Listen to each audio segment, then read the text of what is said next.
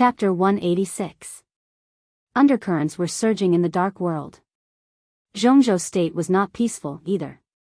In the whole late June, in a hidden place unknown to the world, countless seemingly accidental but inevitable things were running in an intense and orderly manner. Zhongzhou State, East Island, Northern Europe, North America, in the tense atmosphere of an impending storm, the whole dark world seemed to have formed a big picture and a general trend. It was unpredictable and unsure. For the people in the game of Zhongzhou State, they spent most of the last half of June in meetings. The meetings of the Decision-Making Committee, the Army Headquarters, the Special Warfare Conference of Kunlun City, the internal meetings of various combat agencies, and the joint meetings of various agencies, busy. Under the calm surface, everyone was busy.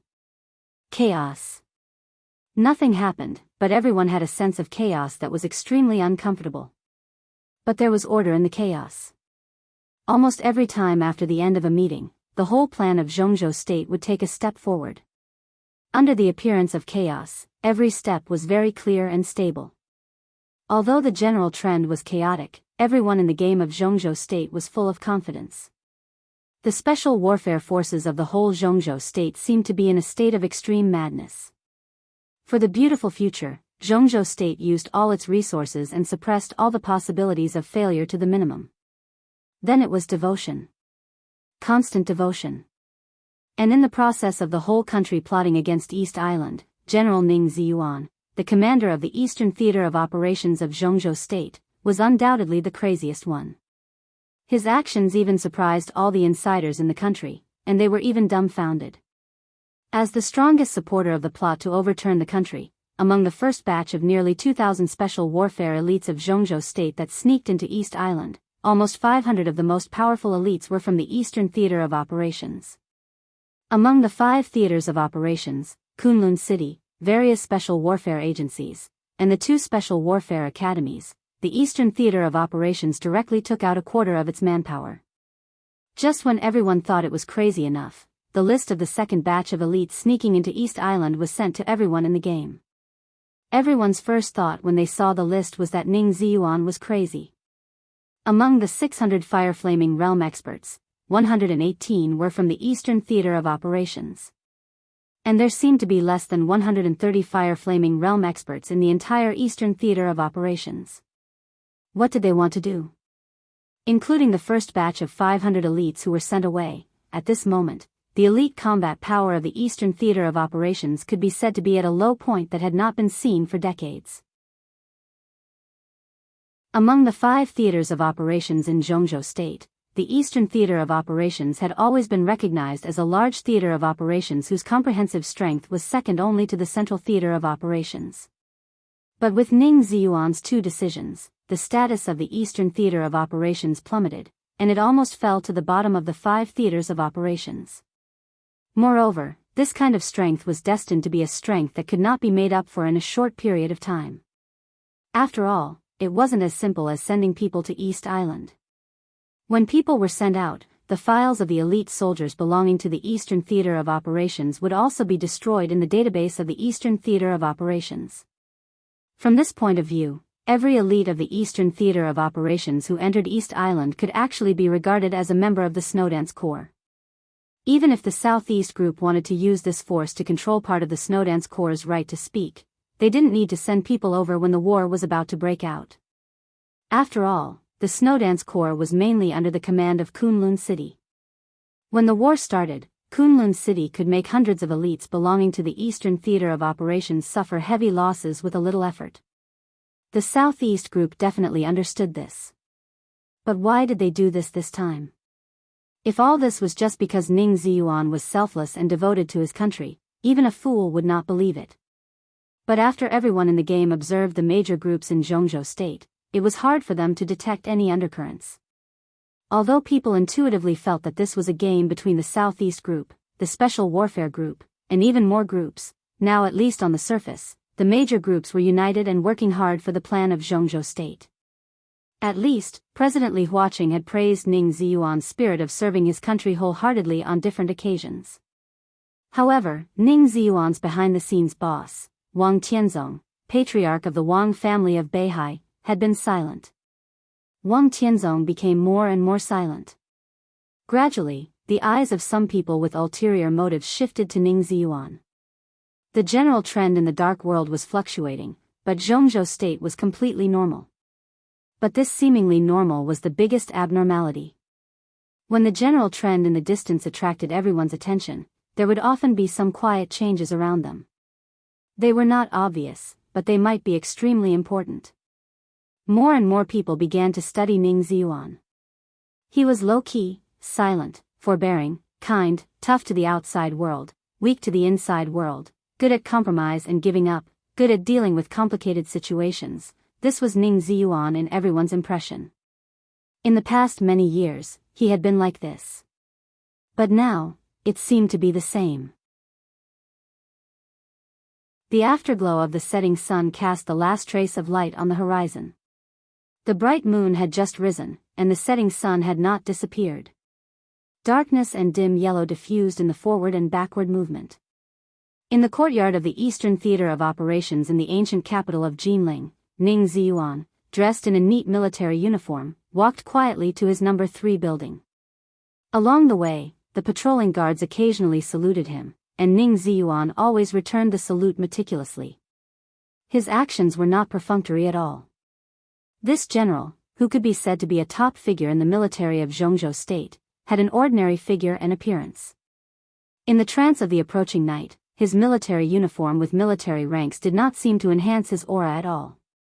Instead, it made him look more low-key. Most of the time, Ning Ziyuan's expression was peaceful. He was not serious, deep, kind, or ordinary. Instead, he gave people the feeling that he was thinking about something seriously. The outside world's evaluation of him was either weak, low-key, or disdainful, but his control over the Eastern Theater of Operations had never been doubted at all. In the compromises over the years, the real power figures from other groups in the Eastern Theater of Operations had changed again and again, but no one had really made Ning Ziyuan suffer a loss. Even Tan Qinghua, a powerful general of the Prince Group, did not gain any advantage in the battle with Ning Ziyuan. Not only did his son die, but he was also forced to leave the Eastern Theater of Operations, which he had been operating for several years, alone. All these results were achieved by Ning Ziyuan's seemingly compromised step by step. Such means could simply be called wisdom. This military general, who was deeply trusted by Wang Tianzong, was definitely a real power figure worthy of careful study by anyone. But imperceptibly, he had become a figure that everyone would subconsciously ignore. In the darkness, he moved faster and faster. Ning Ziyuan passed by the patrolling guards and continued to walk to his residence. The guards stood there and looked at Ning Ziyuan for a long time.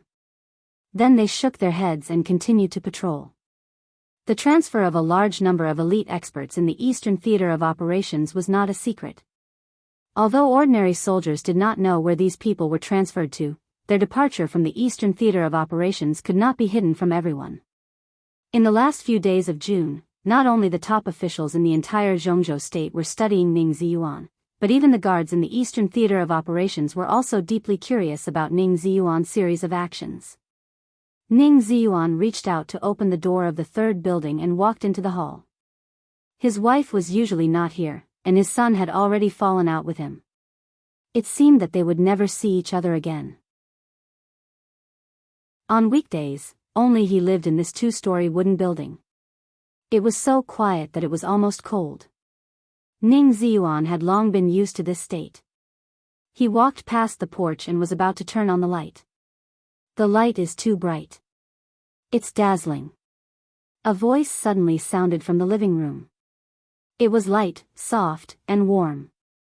The person's control of the voice was almost superb. The voice floated into Ning Ziyuan's ears and did not continue to spread backward. Ning Ziyuan's palm that was pressing the light switch slightly paused. The last ray of the setting sun outside the window completely dissipated. The light and shadow in the hall were hazy and silent. Ning Ziyuan calmly walked into the living room. Through the light and shadow, he vaguely saw the outline of a human figure sitting on the sofa in the living room. He just sat there quietly. He didn't drink the water, nor did he touch the fruit platter in front of him. He just sat there. This is not a place where you should be. Ning Ziyuan walked over and sat down opposite him, frowning. In the darkness, the black shadow who had been sitting there for God knows how long laughed silently. The meaning was unclear.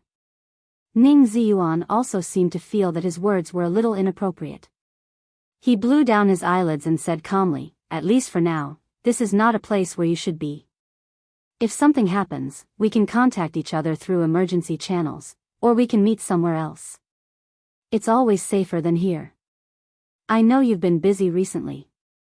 And now I don't know how many people are watching you. Now, I'm afraid that the number of times you go to the bathroom will be recorded, right? How about it? Are you under a lot of pressure? Can you handle it?" The black shadow chuckled.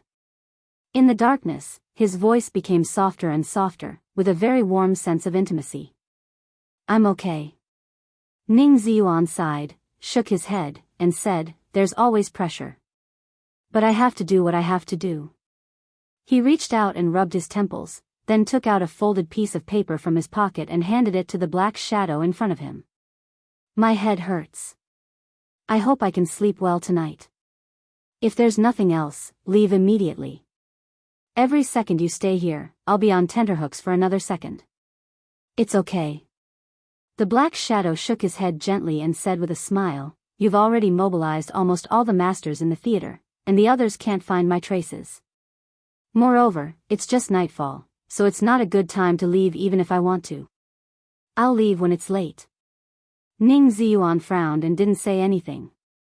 The black shadow lowered his head and unfolded the A4 paper. In the darkness, the A4 paper was vaguely filled with words. They seemed to be names, and almost every name was marked with some simple symbols in black and red. A dark blue electric light flashed in front of the black shadow. The light illuminated the names on the paper and then went out in an instant. "Although I already know the result, I have to say that you're really crazy this time. It's worth it for us to take the risk to meet tonight just for this list." The black shadow shook his head and sighed, and his tone became softer. Ning Ziyuan snorted and said nothing. "How did you convince Tianzong?" The black shadow suddenly asked, with pure curiosity and no malice in his tone. Ning Ziyuan shook his head. "He hasn't been right recently. I guess he's worried about Xing Xiao. I made this decision, and Tianzong hasn't even talked to me. After all, it's the power of Zhongzhou State. It belongs to the Southeast Group, but it can't be said to be the private army of the Southeast Group. The president has expressed his position, so it's not convenient for him to say more." In the dark, the black shadow pondered for a while and then nodded. "Xing Xiao. Firmament and Black Pupil have been in East Island for almost a week. In addition, Kunlun City can't sit still anymore. Ice Crystal and Ice Frost seem to have left Zhongzhou State. Hey, they all want to find their heirs. If they knew this, they wouldn't have done it." Ning Ziyuan was silent. "This list," the black shadow hesitated slightly.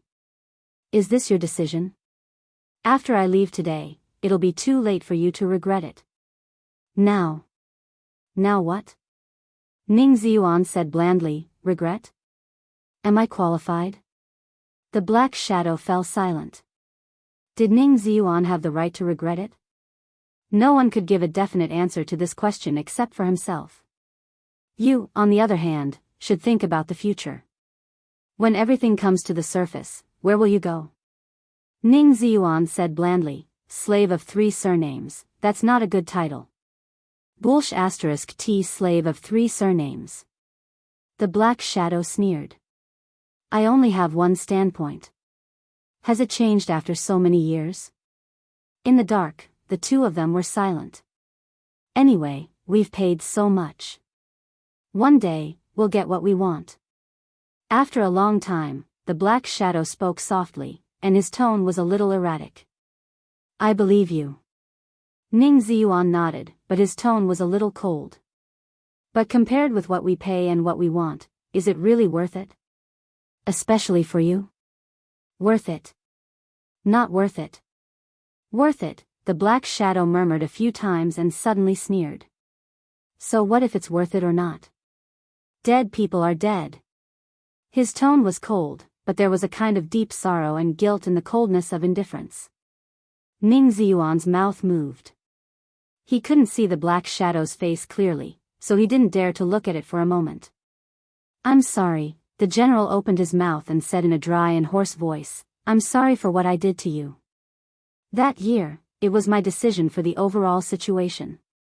The black shadow shook his head and said in a low voice, if you have the chance, say thank you to Qianqing for me.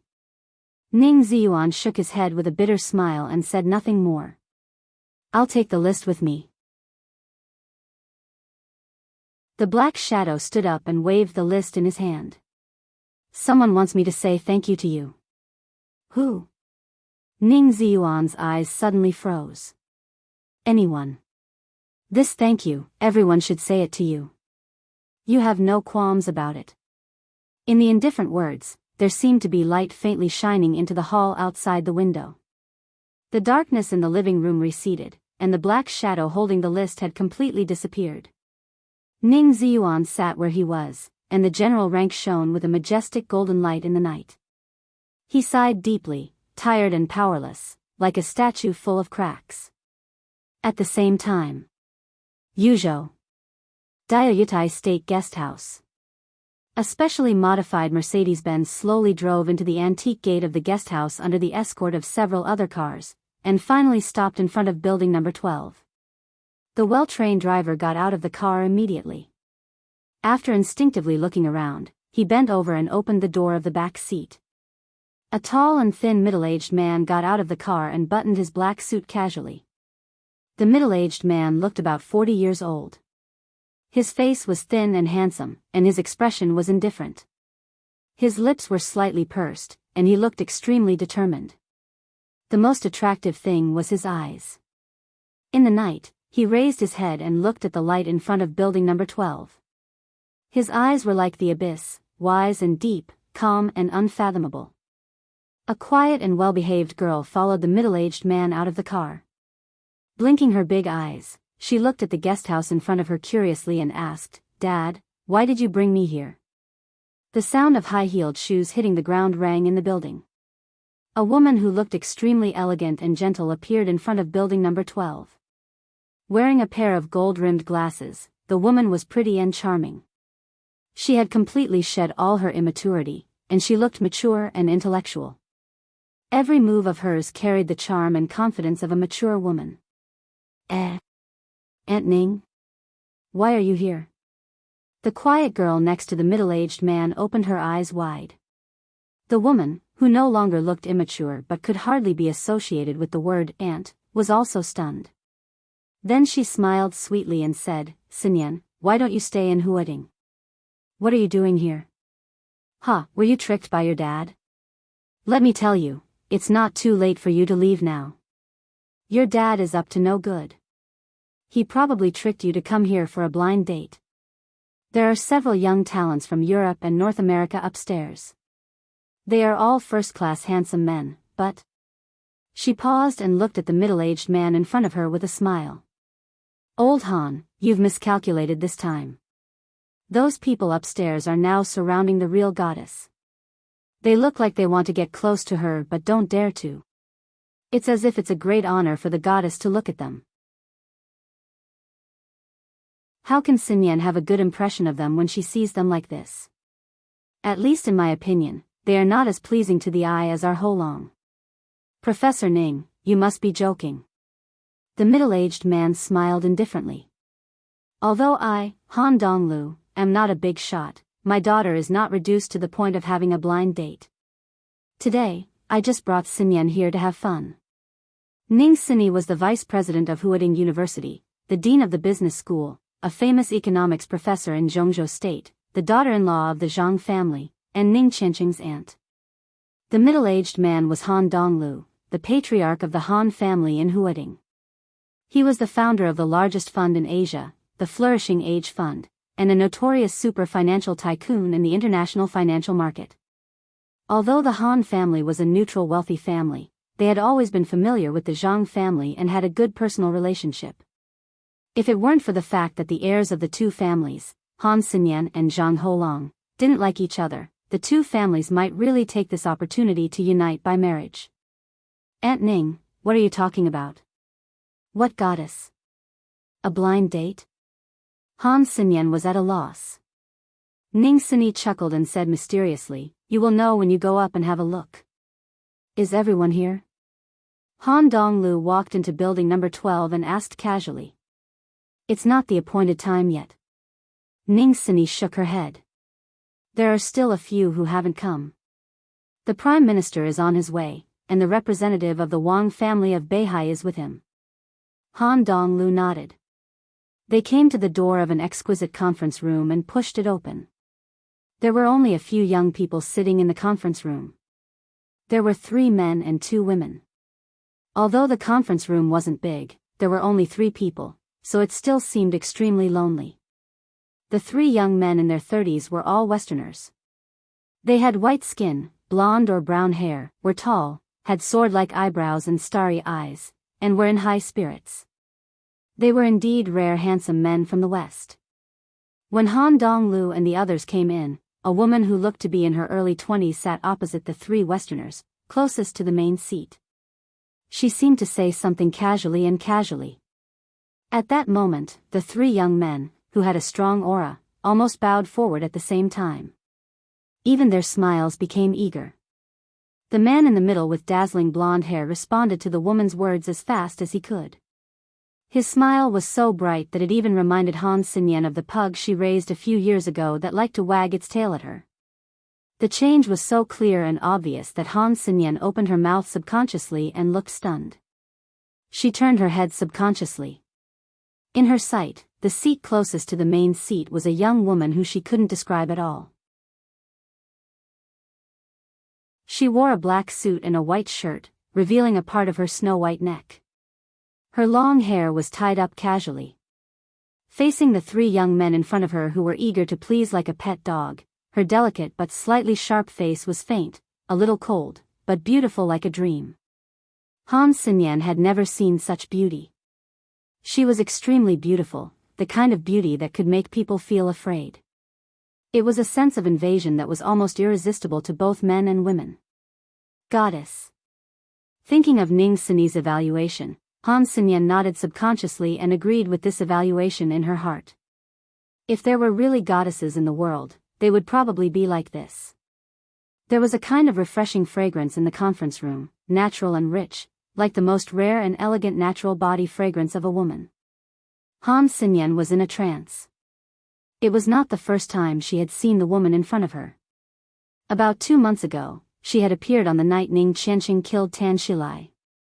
At that time, someone called her boss Qin. She seemed to be that. Li Tianlan's woman? Han Xinyan's heart was a little confused for no reason and she felt a little ridiculous. The proud, cold, dreamy woman in front of her also had a man? She tried to shake her head. But Ning Xini had already said with a chuckle, everyone, let me introduce. She pointed at Han Donglu and said with a smile, this is Mr. Han Donglu, the founder of the Flourishing Age Fund. You should be familiar with him, right? The 3 Western young men were all stunned and then noticed Han Donglu coming in. Thinking of their performance just now, the 3 of them seemed to be a little embarrassed, but they still stood up. Hello, Mr. Han. I'm Luke Habsburg from the Germanic Empire. The young man on the far left stood up with a smile and took the initiative to extend his hand to Han Donglu. His light green eyes looked extremely clear. After coming back to his senses from a trance, his every move seemed to have a very serious style. Han Xinyan felt dizzy. The Habsburg family of the Germanic Empire? In the Germanic Empire and even in the whole of Europe, it was a real giant. Looking at Luke Habsburg's clear and gentle smile, Han Xinyan found it hard to connect him with that, no, those 3 pugs just now. I'm Raymond Westminster. The young man on the far right also came over with a smile and shook hands with Han Donglu. His brown hair was neatly combed and seemed to reflect a soft shimmer. He was also elegant. Han Xinyan's mouth twitched again. Westminster was an ancient wealthy family from Star State. Even in the whole of North America, it was enough to be listed as one of the top wealthy families. I'm Xiao. The young man in the center, who was as handsome as a young god, was the last to speak. Under the dazzling blonde hair was a handsome, aesthetic, and confident face. Xiao Rothschild. Han Sinyan's heart was already numb. Rothschild. This family name was more than just a Grand Duke of the United Kingdom of Great Britain. Not to mention the upper class, even a considerable number of ordinary people knew the status of this family name in the world financial market. Giants. These were the real giants. Why did they meet with her father tonight? Han Donglu shook hands with the three of them. His expression was calm and his tone was extremely polite. This is, Ning Sini hesitated slightly and said with a smile, everyone is in Huading. I don't know if you two have met each other. Mr. Han, this is Qin Weibai, Boss Qin. She paused. She really felt that Qin Weibai's bodyguard, who was like a transparent person, was not someone to be ignored. But she did not know how to introduce him, so she could only vaguely introduce him. This is Shadowless. Qin Weibai stood up, and a faint smile bloomed on her cold face. Hello, Boss Han. Hello. Boss Qin. Han Donglu also gave a simple response. Qin Weibai didn't reach out her hand. Neither did Han Donglu.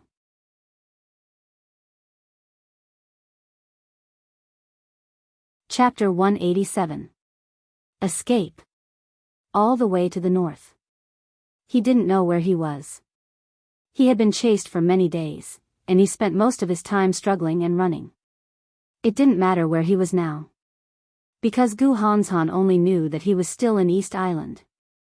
About a week ago, he passed by the city where he needed emergency supplies. Now he was probably fleeing to the northeast. Other than that, he knew nothing, and he didn't care to find out anything. Zhongjing, Icehouse, Juban, Nara, Ninghu. In the never-ending chase, Gu Hanshan only remembered that he escaped from one city after another, from the urban area to the wilderness, and then back to the urban area. He rested for supplies for a short time, fought desperately, and fled in a panic. To the north. He could only go north. The days of fleeing had made him lose contact with everyone in Zhongzhou State. The dark side of East Island was about to rise, but it was still calm on the surface. Gu Hanshan couldn't collect any information, so he didn't know the plan of Zhongzhou State. He even lost the hunting list at the beginning. He had completely let go of the so-called task and honor. Surviving was the most basic goal. No matter what, he had to survive. The light gradually dimmed. There was no twilight on the horizon. The torrential rain that started from Dongdu had completely covered the whole territory of East Island for days. There had been small-scale tsunamis in several port cities. The sky had been gloomy all the time, from morning to night, and from gloomy to gloomier. In his sight, the undulating barren mountains continued to spread at the end of his sight, and he couldn't see the end. The sky was getting dark, and the whole mountain range seemed to be faintly showing a hint of gloom and horror. The torrential rain fell from the sky, accompanied by the strong wind. Endless weeds rose and fell, and the midsummer air became cold in the rain. There was no light around. Night was coming. Darkness was coming. Desolate, cold, gloomy, and dark. Under the storm, the whole world seemed to have come to an end. Everything in sight seemed to be emitting a kind of doomsday brilliance. Gu Hanshan also seemed to be a little powerless. In the weeds that were half a man's height, he lowered his body, took out a compressed biscuit, tore it open, and stuffed it into his mouth. He swallowed it along with the rain on the horizon. The chase had been going on for nearly half a month. He had been injured several times and fought several times. His supplies had long been used up. Some medicine that could temporarily increase his combat power, medicine that could heal his injuries, and medicine that could replenish his physical strength had been used up about a week ago. Even the compressed biscuits he had now were looted from a supermarket when he risked his life to rush into Changya a few days ago. The tragic thing was that the supplies that were looted from the supermarket were now all used up. It was not that Gu Hanshan had not thought of rushing into the city to do something big, but after thinking about it, Gu Hanshan gave up his plan. What could he do if he rushed into the city? At most, he would only be able to control some unimportant hostages, but he would have to risk being discovered by countless people. Zhongzhou State was plotting against East Island. Now every city in East Island was closely monitored by the top. Gu Hanshan could even be 100% sure that once he went to the city, his whereabouts would be exposed within half an hour. At that time, even if he controlled more hostages, so what? In the battle of the Dark World, hostages were never the most important. Only some barren mountains with complicated terrain were the best route for him to escape. But he was not desperate in a desperate situation. In the dark storm, Gu Hanshan's figure was hidden in the grass, and he swallowed the last bit of food in his mouth expressionlessly. The deep exhaustion and weakness almost seeped out from his bone marrow. Gu Hanshan felt that he would fall down at any time. The darkness filled the sky. Between reality and illusion, he also felt that his eyes went black for a while. He shook his head hard, sat up in the grass, and began to meditate. Meditation was the fastest way to recover spirit. Gu Hanshan had the heavenly king heart. When he entered the meditative state from the silent state, his speed was completely incredible. Because of this, he had enough willpower to drag his tired body to run for so long, and he even had a slight breakthrough in martial arts. But as time went by, Gu Hanshan had more and more clearly understood that it seemed that this kind of persistence was coming to an end. The hunt from the superior of the half-step invincible realm was getting fiercer and faster. No matter how fast he ran and how sensitive he was to danger, this was East Island after all, and the opponent could use countless resources to lock his position immediately. 3 days. 3 days at most, and then he might really be at the end of his road. He meditated for less than 10 minutes. Gu Hanshan had opened his eyes quickly. He sat up in the grass, lowered his body, and started to move forward toward the endless mountain range ahead.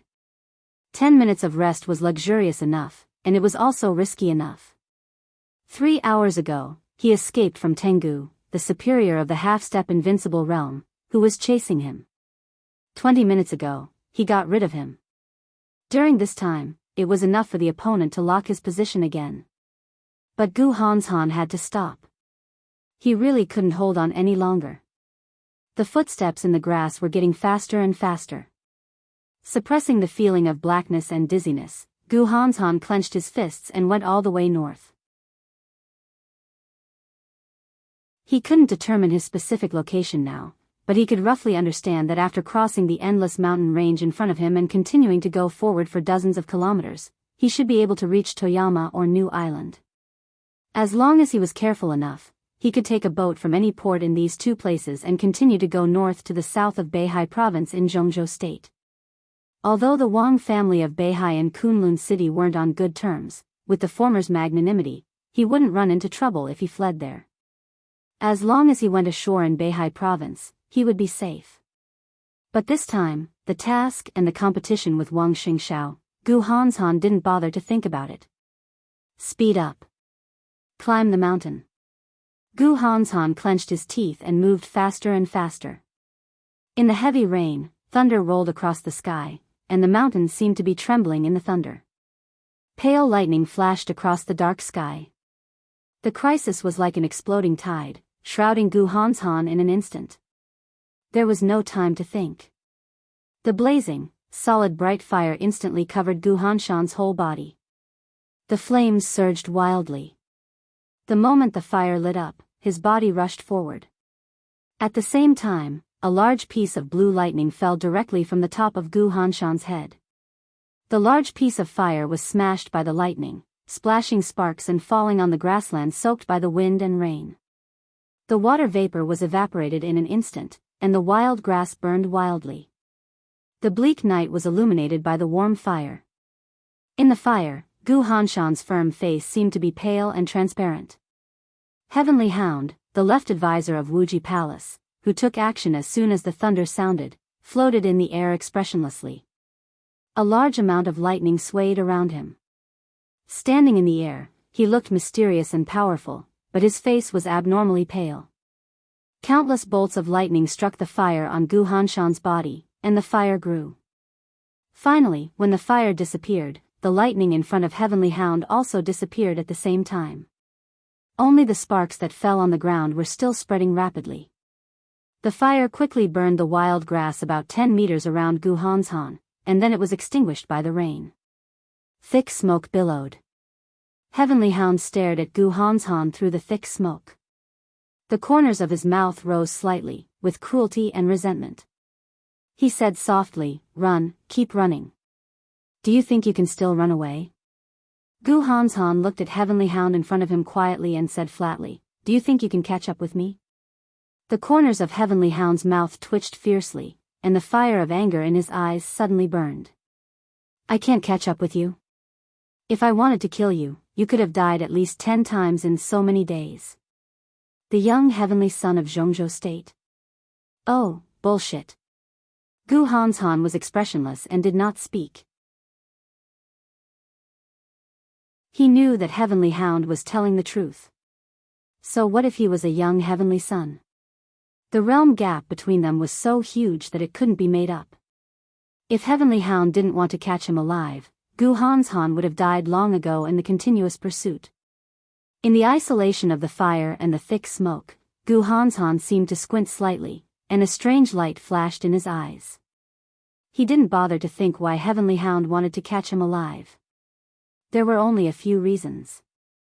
He wouldn't be so arrogant to think that he was the best in the world, but he had never belittled himself. His talent and his identity were enough to make him one of the most important people among all the people from Zhongzhou State who sneaked into East Island this time. This kind of importance was undoubtedly a bargaining chip in the eyes of the people from East Island. Once he fell into the hands of the people from East Island, he would become a very important bargaining chip in the hands of East Island. At that time, East Island would have enough confidence to use him as a bargaining chip to negotiate with Zhongzhou State or trade with Kunlun City. Gu Hanshan took a deep breath. He suddenly felt grateful for his identity, and it was precisely because of this identity that he could seize the opportunity. Yes. It was an opportunity. The continuous struggle between life and death for many days squeezed out a lot of his potential. Gu Hanshan, who was already at the peak of the fire-flaming realm, finally made further progress. Although he didn't completely enter the thunder-shocking realm, he had half of his foot in that realm. The gap between the half-step thunder-shocking realm and the half-step invincible realm was still huge. But Gu Hanshan had the core of Kunlun City's 10 skills of true martial arts, especially the 9th secluded impasse. That move could be regarded as the pseudo-domain in the invincible realm. Gu Hanshan was barely able to use it when he was at the peak of the fire-flaming realm. After he reached the half-step thunder-shocking realm, he had a deeper understanding of this move. In fact, after such a long pursuit, almost all the injuries on Heavenly Hound were caused by Gu Hanshan in the pseudo-domain of the 9th secluded impasse. Superiors of the half-step invincible realm could also vaguely form pseudo-domains. But in terms of domains, the inheritance of 10 skills of true martial arts was far better than that of Heavenly Hound. Heavenly Hound's pseudo-domain only existed a little longer than that of the 9th secluded impasse. But at the moment when the pseudo-domains of the two sides collided, Gu Hanshan would rush up and fight with Heavenly Hound several times without hesitation. That was a way of fighting in which both sides would suffer or even perish together. Heavenly Hound didn't want to die, so he could only get injured in defense. In half a month, Heavenly Hound was consuming Gu Hanshan's physical strength and willpower, and Gu Hanshan was also consuming Heavenly Hound's state. There was another move, the 9th secluded impasse. Gu Hanshan narrowed his eyes slightly, and there seemed to be some hesitation in his eyes. Based on the current state of both sides, once the 9th secluded impasse appeared, Gu Hanshan had at least a 40% chance to kill Heavenly Hound, and a 20% chance to retreat with serious injuries. In this way, Gu Hanshan himself didn't know how much chance he had to kill Heavenly Hound and retreat with serious injuries. It must not be high. But this kind of low chance was quite worth a try in the current desperate situation. A bit of fire gradually bloomed between Gu Hanshan's hands. In the barren mountain where the fire had been extinguished by the rain, the extremely horrifying high temperature instantly rose. The heavy rain was still falling, but it had been completely evaporated before it reached Gu Hanshan's head. That bit of fire spread slowly and elegantly, enveloping Gu Hanshan's palm, and then covering his right arm. Gu Hanshan still looked at Heavenly Hound calmly. Faint but extremely strong killing intent had risen and diffused with the raging fire, spreading between heaven and earth. Heavenly Hound's eyes suddenly shrank. He narrowed his eyes and sneered, "What? Are you going to fight with your life? Do you think you deserve it?" Gu Hanshan didn't say a word. His body suddenly took a step forward. In an instant, Heavenly Hound thought of the 9th secluded impasse that he had encountered several times in the past half a month, the 10 skills of true martial arts of Kunlun City, and Gu Hanshan's constantly increasing strength. Almost instinctively, Heavenly Hound sensed the danger and suddenly took a step back. "You don't dare to fight?" Gu Hanshan slightly raised his eyebrows, and there seemed to be a trace of mockery in his calm tone. Heavenly Hound's face suddenly turned red, and he flew into a rage. But before he could speak, another voice had suddenly sounded in the void. "He doesn't dare, but we do." In the sky dozens of meters away, the deep blue lightning suddenly flashed, subtle and dim. Gu Hanshan's hair suddenly stood on end. Although the lightning was dozens of meters away, the unprecedented danger seemed to have appeared around him. Retreat. The raging fire suddenly rose to the sky, and the airflow suddenly twisted. The weeds on the ground and the ashes after burning all flew up in an instant. In front of Gu Hanshan, a large area of space seemed to be compressed violently, and the air was forcibly squeezed out and turned into airwaves. His body retreated to a safe distance of 20 meters away with the impact of the airwaves in the blink of an eye, and the sound of violent compression kept coming from that twisted space. 9th secluded impasse. That pseudo-domain covered the space with a radius of more than 10 meters. A large piece of deep blue light rushed into the pseudo-domain at a fast speed. The lightning suddenly became stagnant. A man in a standard ninja costume floated in the air when the lightning dissipated. His hands holding the dagger struggled subconsciously, and his eyes were shocked. The opportunity was lost. Gu Hanshan had no time to be upset or rejoice. He turned around and left without hesitation. His body turned in the dark. A pair of playful and charming eyes appeared directly in front of Gu Hanshan. The two of them were so close that the moment he turned around, Gu Hanshan almost kissed her directly. He forcibly stopped himself, and his face suddenly changed dramatically. He didn't know when a woman in black suddenly appeared behind him. Gu Hanshan didn't know how long she had been standing behind him. If he hadn't turned around, he would even think that there was nothing behind him. This was a woman who looked to be in her 30s. She had a very stylish short hair. Because the two of them were so close, Gu Hanshan could even see the fine wrinkles at the corners of her eyes on her face that was no longer young. But this was not an ugly woman. Gu Hanshan completely subconsciously stepped back and tilted his head back. The woman's face suddenly appeared completely in his sight. It was a very mature and charming face, full of charm, with a very frivolous and flirtatious look, but not the slightest bit of killing intent. Gu Hanshan's body just took a step back, and in an instant, he was pulled forward again. The woman's face became bigger in his sight again. A pair of soft arms hooked around his neck, and a mouth with a little fragrance directly pressed on his lips. It was a brief touch. Before Gu Hanshan could react, the woman who kissed him giggled and said softly in a sweet voice that sounded like a girl's panting, "9th secluded impasse? Good unique skill, but it's a pity that you are too young." The sharp pain instantly spread all over his body. There was lightning flashing in front of Gu Hanshan. Vaguely, he only saw a pair of tender white palms surrounded by lightning covering his chest slowly and gently. Bang! In the dull sound, Gu Hanshan spat out a mouthful of blood. His body flew more than 10 meters into the sky, and finally fell heavily at the feet of the black-clothed ninja in the 9th secluded impasse. Gu Hanshan gritted his teeth and struggled to stand up, but his body was getting weaker and weaker. Heavenly Hound, who was also a little sluggish because of the series of changes, finally reacted. With a trace of fear and unconcealable anger in his tone, he said coldly, "Demon, Black Crow, what do you mean?" The black-clothed ninja codenamed Black Crow said nothing. Then he put away the 2 daggers in his hands and looked at Gu Hanshan, who was struggling at his feet, thoughtfully. However, the charming and frivolous woman chuckled and said softly, "Heavenly Hound, you are too incompetent. Your ability to handle matters has disappointed everyone. So, Liuhua Palace will take over the task of hunting Gu Hanshan." Demon, the deputy palace master of Liuhua Palace in East Island, was one of the top ninjas in the whole dark world, and a superior a half-step to Invincible Realm. And Black Crow, who acted with her, was the top superior ninja of Liuhua Palace. His strength was close to the peak of the thunder-shocking realm, so he could not be ignored either. Incompetent? If it weren't for you guys, I would have caught him in 1 day at most. You guys are. Heavenly Hound was completely furious.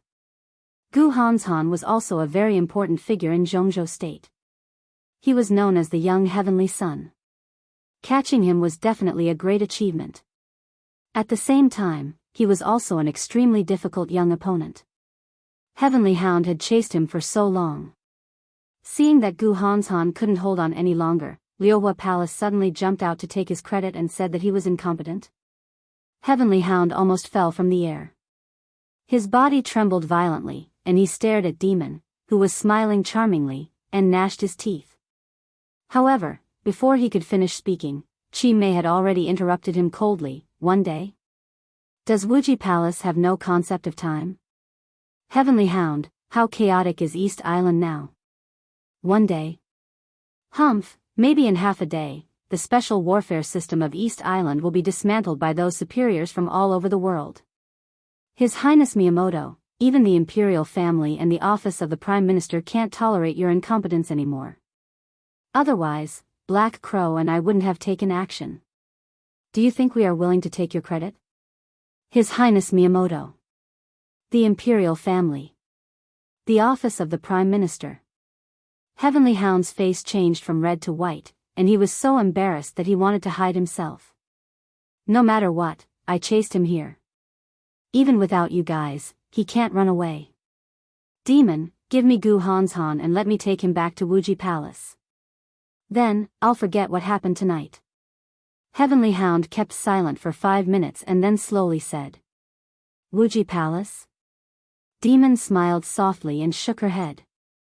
"I think he's more suitable to be a guest in Liuhua Palace." Heavenly Hound raised his eyebrows.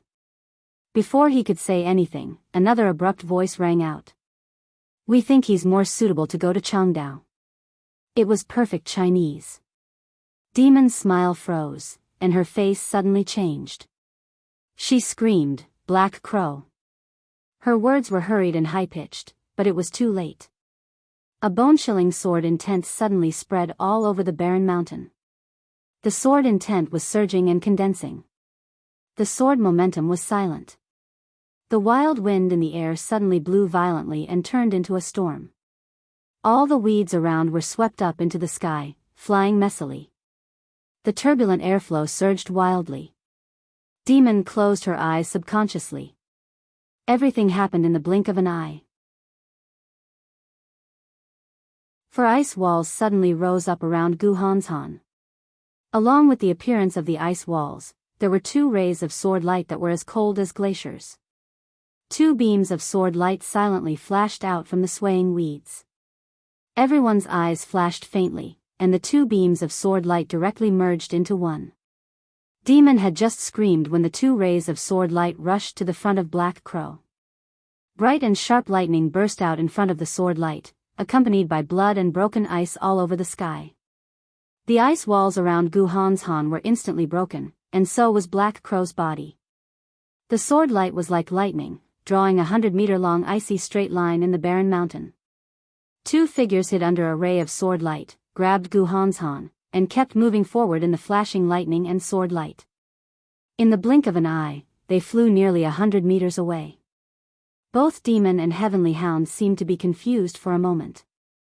Clap! The broken ice all over the sky fell to the ground with blood and flesh. Demon's body suddenly shook, and she suddenly reacted. She screamed, "Who the hell is it?" Heavenly Hound's face was solemn and gloomy. "People from Kunlun City. Ice Soul, Ice Frost." He took a deep breath, gave Demon a hard look, and turned to leave. "Where are you going?" Chi Mei let out a shrill scream. "Back to Wuji Palace." Heavenly Hound said coldly, "If you are not afraid of death, go after him." Demon gritted her teeth and looked at Heavenly Hound's back, motionless. Ice Soul, Ice Frost. These two code names might be a little strange in the dark world, but if they were combined, they would be really well known. Kunlun City. Ice Soul and Ice Frost Sword. They might be the most famous pair of twin brothers in the dark world. Both of them were only superiors at the peak of the thunder-shocking realm. But they had the sharpness that made most superiors of the half-step invincible realm retreat. Demon's eyes flickered for a while, but she didn't go after them. After all, like Heavenly Hound, she didn't want to die.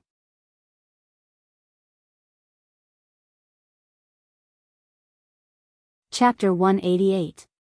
Defeat. When the ultimate attack and the perfect defense failed, any superior, no matter the young heavenly son or the superior of the half-step invincible realm, could only be defeated and then walked on the road of defeat and death. From Wakayama to Cheongdao, they crossed thousands of miles, covered in blood, and fled in defeat. The heavy rain fell hysterically in the forest with crazy momentum. The heavy rain lasted for several days, and the forest was muddy everywhere. The wet and slippery ground had a slight upward slope, like a low hill. When going up against the slope, one needed to maintain physical strength and couldn't fly in the air. Every step was extremely uncomfortable. The rumbling footsteps behind him were getting closer and closer, as if thousands of horses and soldiers were galloping. The rapidly falling raindrops surrounded the entire forest, but it was difficult to cover the charging footsteps. It was as if thunder was striking the ground, and the dull, thunderous footsteps reverberated continuously, causing the entire forest to tremble. Swift, fierce, tireless, and full of killing intent. In their sight, a metal monster, at least 2 meters tall, was moving straight all the way. The trees in front of him didn't seem to exist in his eyes, and they were broken in the straight way. One by one, the trees kept falling as he moved forward. The clear cracking sound of tree trunks broke through the sound of the rain, and now it was particularly ear-piercing. Damn it, again? Doesn't this monster have any weakness? In front of the forest, Wang Xingxiao, the heir of the Wang family of Beihai, known as the strongest expert of the young generation in Zhongzhou State, looked at the tall figure rushing toward him. The corner of his mouth twitched slightly, and he finally couldn't help but swear. This young prodigy, who was gentle most of the time, had a pale face. His clothes were tattered, dirty, and stained with mud and blood. He looked like a beggar, but his mental state was not bad. At the very least, when he cursed, he was full of energy. If he really had a weakness, he wouldn't be the leader of the Kusanagi force.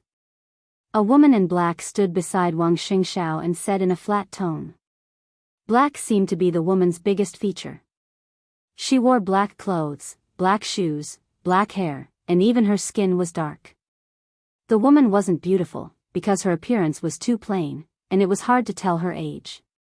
This was a woman who wouldn't attract attention anywhere, but she had a pair of extremely weird eyes. Black eyes. Her eyes were huge, but there was no white in her pupils. They were all black, and a faint luster flickered in her pupils. They were dim and gloomy, like a malicious spirit, making people shudder. She stood quietly beside Wang Xingxiao, watching the metal monster approaching, motionless. Run? They were indeed running, but running in front of this monster was a joke in this kind of weather. This was a monster that had been modified to the point where it was no longer human. It knew no exhaustion, never gave up, and had absolute defense and attack power. In this kind of environment, running away with their backs facing it was equivalent to seeking death. The woman narrowed her eyes, which were so creepy and chilling. She looked at the metal monster that was getting closer and closer. Her dark face was abnormally pale and even a little blue. She looked extremely weak. In such a state, no one could tell that she was a top master in the dark world. Black pupil from the Wang family of Beihai. Within the Wang family of Beihai, which was full of experts and had a deep foundation, her strength might not be at the top, but she was very close to it. An expert who was extremely close to the half-step invincible realm, even if there was no room for improvement, would be the top existence in any superpower. Energy. A deep voice suddenly sounded, calm and hoarse. A middle-aged man who looked like he was in his 40s stood on the other side of Wang Xingxiao. From his position, he was even a little closer to Wang Xingxiao and Black Pupil. That was the position where he could withstand the most attacks and fight back first. Once the battle broke out, he could minimize the attacks on the two people behind him. The man was a little short and fat. The expression on his round face was calm, but there seemed to be lightning flashing in the depths of his eyes. He looked calm and intense. Closer. Closer and closer. In the heavy rain, the metal armor on the metal monster that was rushing toward them had begun to deform slightly. Almost in the blink of an eye, it changed from the charging form to the fighting form. The muzzle on the shoulder, the saber on the arm, and the gun barrel on the finger were exposed one by one. 50 meters. 30 meters. The rain hit the armor crazily. The armor made of special alloy shone with a cold and sharp light, with a smell of death. 20 meters. The man suddenly reached out and whispered, "Young master, the sword." Without hesitation, Wang Xingxiao directly threw the broad-bladed heavy sword that weighed more than 50 kilograms to the middle-aged man in front of him. The sword was named Firmament. The middle-aged man's code name in the Wang family of Beihai was also Firmament. It was not a coincidence that he had the same name as the sword. Wang Xingxiao, who had the wind and thunder veins, held the Firmament sword, and Firmament himself was Wang Xingxiao's guardian since childhood. He was the top expert of the half-step invincible realm. Even in the Wang family of Beihai, in terms of combat capability, Firmament could be ranked in the top 5. The heavy greatsword slashed through the air, bringing with it a dull whistling sound. Firmament's fingers bent slightly.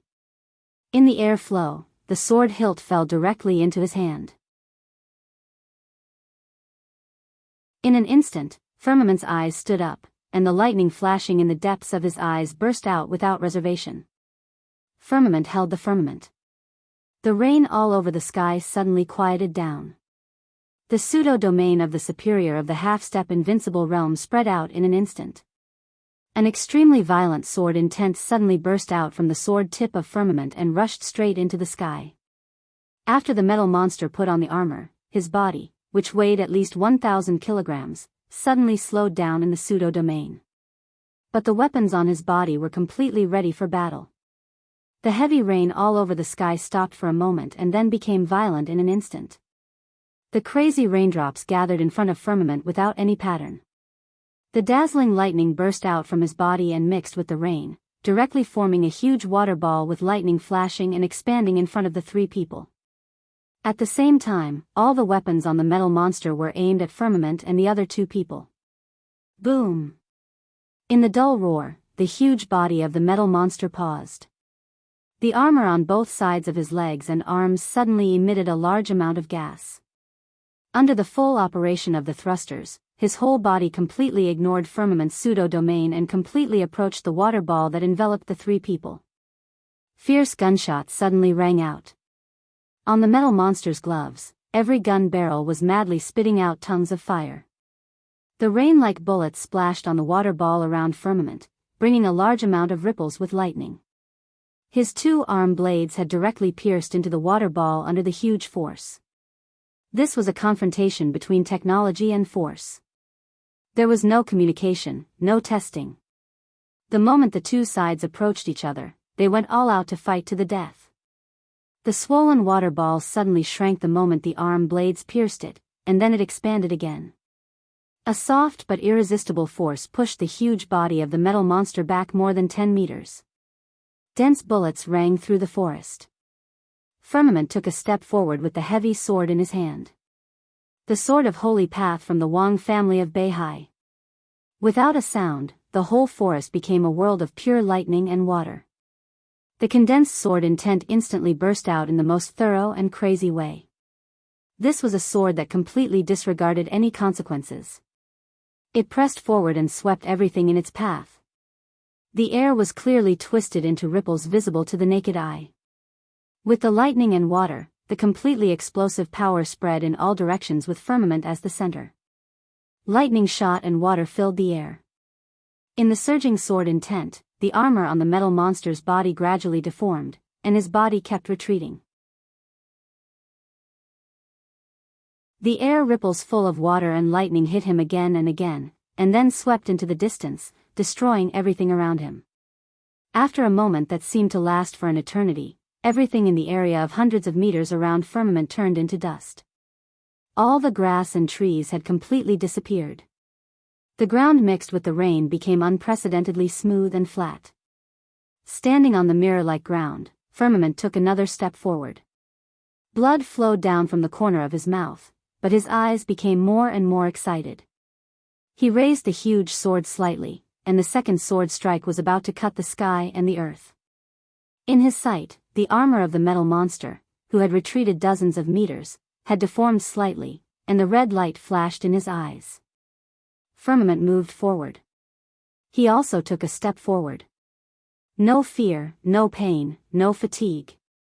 This was the highest achievement of East Island in transforming people, and also the most terrifying war machine.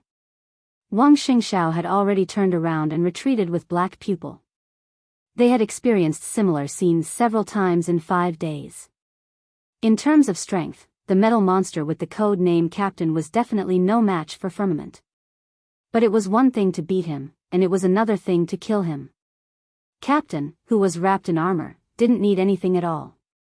Even if Firmament, a superior a half-step to invincible realm, attacked with all his strength, he could only deform the armor.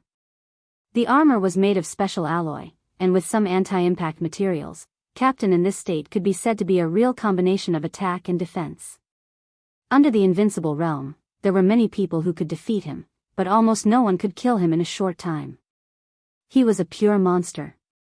After Wang Xingxiao went missing, Firmament and Black Pupil went to East Island to rescue him, but no one expected that Wang Xingxiao met this monster. The two met Wang Xingxiao 5 days ago, and the change was not big. Before, Wang Xingxiao was being hunted alone, but now, the three of them were being hunted together.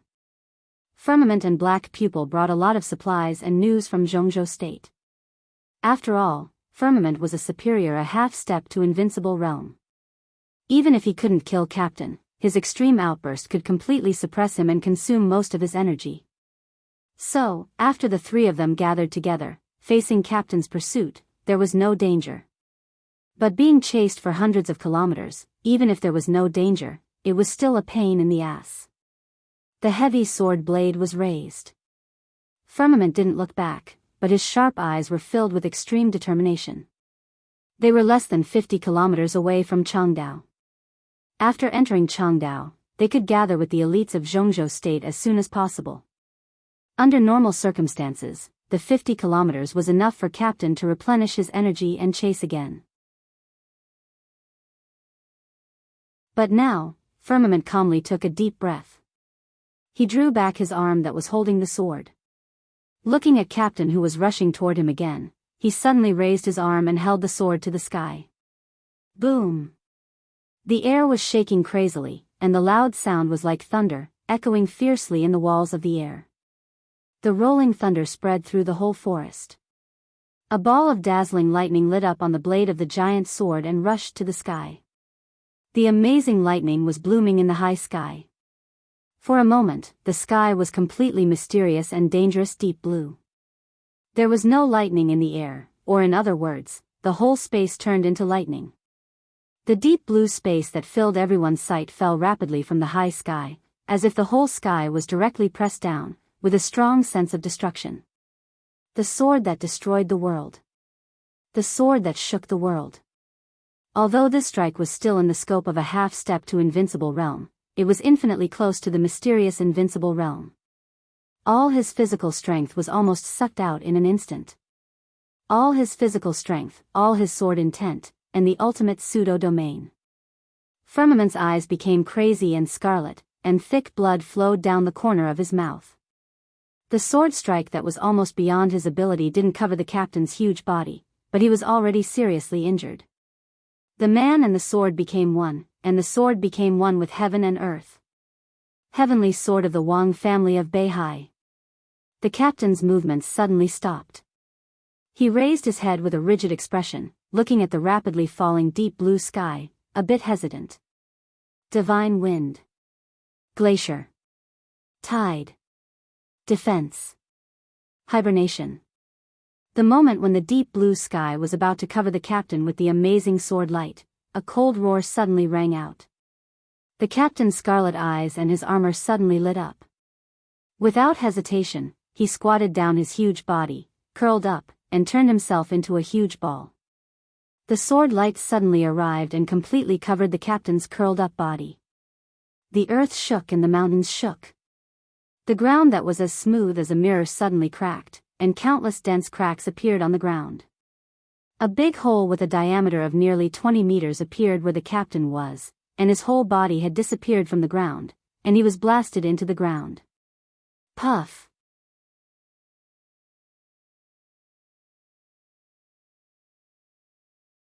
Chapter 189. There's one more chapter ahead. 2 chapters in a row. Firmament's expression was still calm, but there was bitterness in his eyes, and even the will to die. No one knew better than him how powerful the sword strike that was infinitely close to the invincible realm was.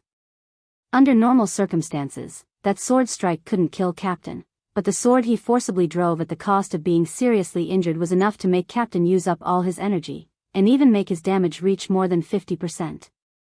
Once this sword strike was used, Captain would not be able to chase after them in the future, and he could even directly withdraw from the Battle of Changdao this time.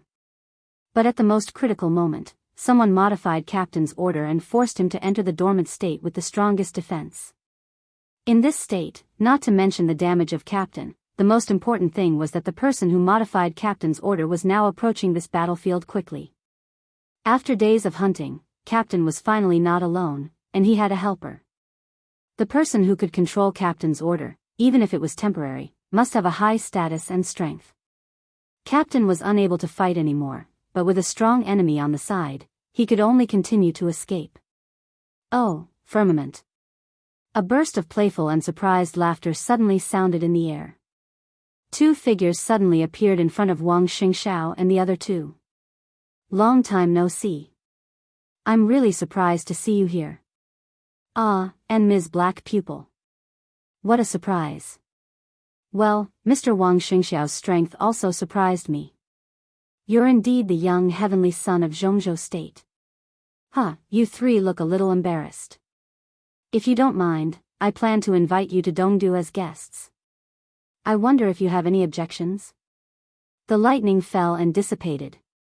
2 middle-aged men who looked exactly the same appeared in front of the 3 at the same time. They were 2 extremely handsome men.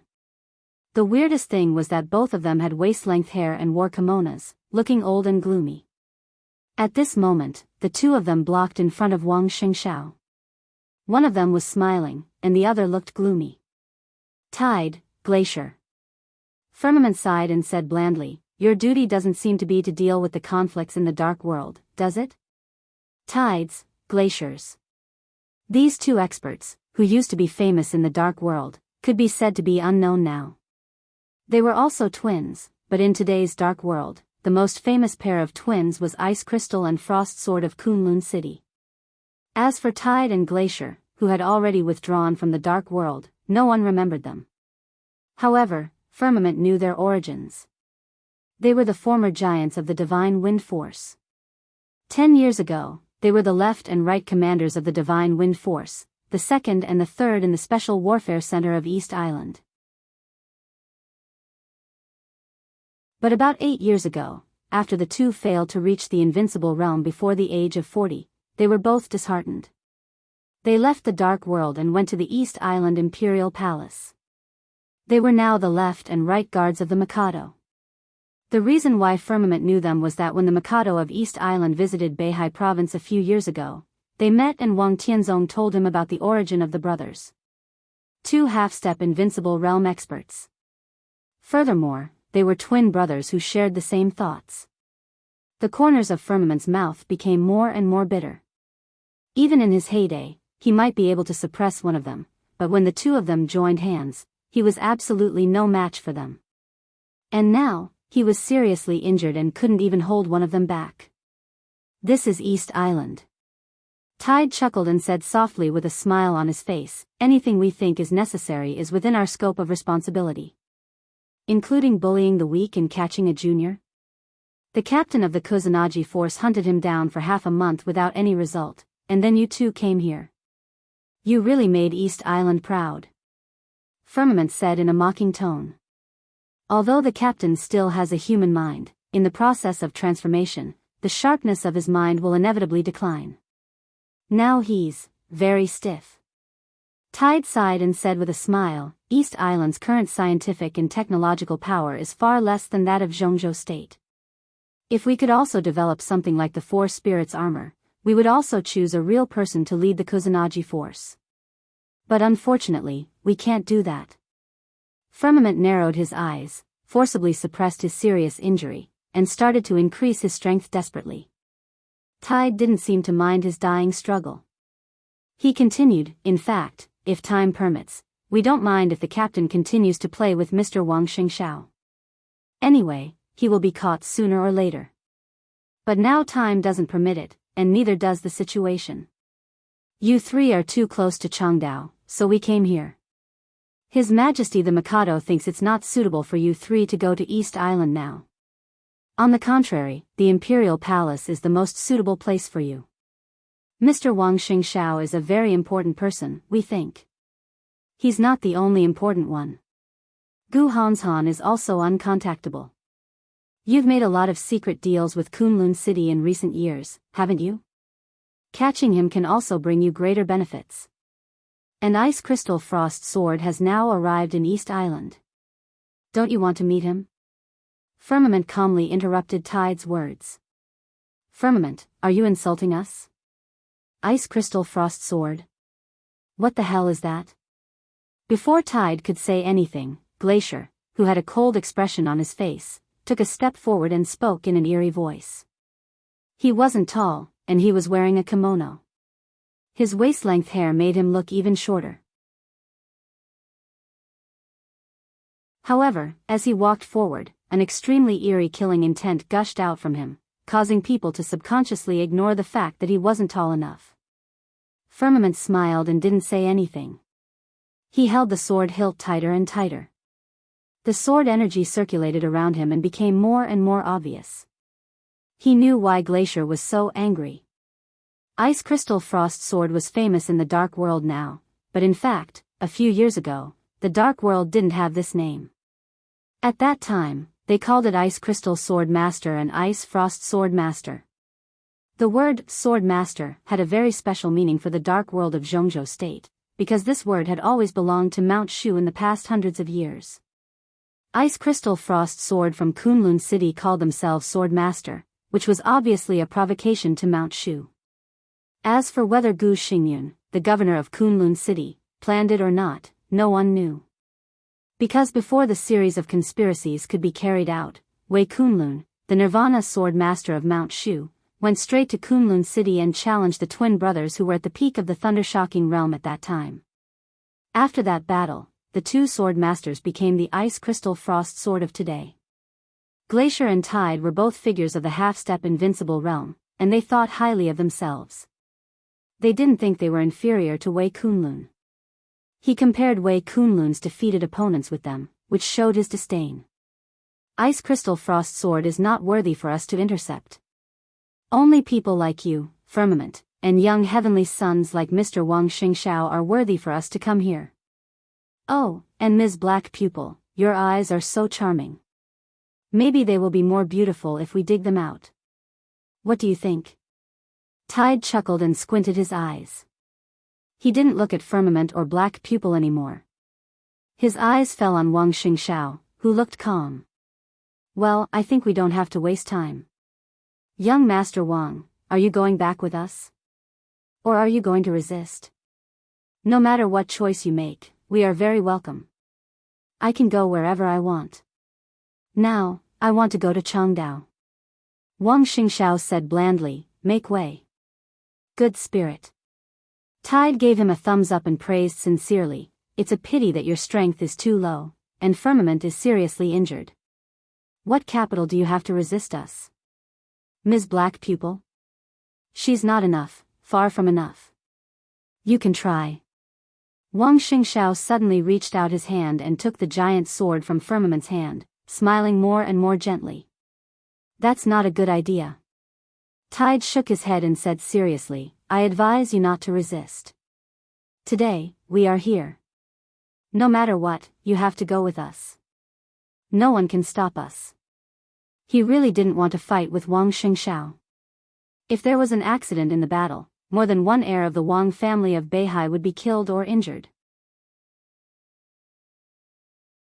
For East Island, it meant tens of thousands of square kilometers of land rented by the royal family, which originally belonged to East Island. They can't stop you, but what about me? A soft and cold voice suddenly rang out from afar. A white dot suddenly appeared in the distance. When the voice rang out, the person was still far away, but as the voice fell, he had already appeared next to Wang Xingxiao. He was dressed in white, with an evil face and a cold temperament. A vague but deadly danger suddenly spread in the forest. It was as thin as a needle, but extremely sharp. Tide's pupils suddenly contracted. He stared at the man in white who suddenly appeared in front of him and said coldly, Who are you? My name is Daybreak. The man in white narrowed his eyes and looked playfully at Tide and Glacier, who looked like they were facing a formidable enemy. He said softly, You are no match for me. So, they should go back to Changdao with me. Do you have a problem with that? Tide sneered and was about to say something. Daybreak said meaningfully again, a word of advice. If you say something, you will die. The night wind blew. Daybreak's soft tone revealed an indescribable weirdness and coldness, which made people's scalps numb. Are you friends? Tide stared at Daybreak and asked. He had never heard of the code name Daybreak, but he suddenly appeared here, and the vague sense of danger kept stimulating his skin all over. Tide was sure that this man in white with a weird background was at least a superior of the half-step invincible realm, and even if he was a superior of the half-step invincible realm, he should be a top-notch superior. For example, Azure Dragon Gongsun Chi of Zhongzhou State, Tribulation of Sai City, Saint of Samsara Palace, Firmament of the Wang family of Beihai, they were no match for such a person alone. But once they joined hands, it was hard to say who would win and who would lose. Tide clenched his fist, and the killing intent flashed in his eyes. No. Daybreak shook his head with a smile, but his eyes drifted for a moment. He said blandly, I was entrusted by someone. Someone asked me to bring them back to East Island safely. Who is it? Before Tide opened his mouth, Wang Xingxiao and Black Pupil had asked in unison. Samsara. Daybreak didn't seem to be on guard against a pair of twin brothers of the half-step invincible realm. He looked back at Wang Xingxiao with a smile and said in a soft tone, to be exact, it should be Li Tianlan.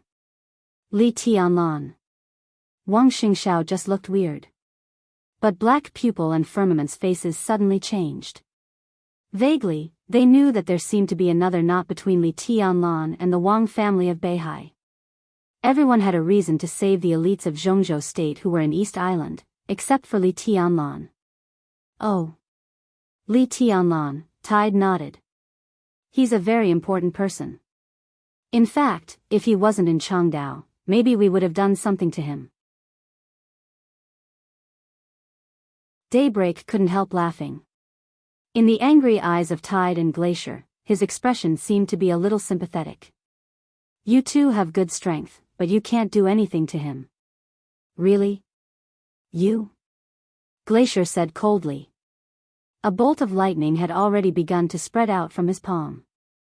The lightning curled around him, illuminating his entire body with a dark blue color. Of course, not just me. Daybreak looked at Tide and Glacier meaningfully, and said softly, Your alertness is too poor.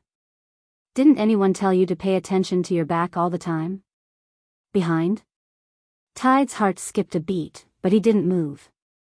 Glacier had already turned his head around to take a quick glance. He just glanced back and turned around.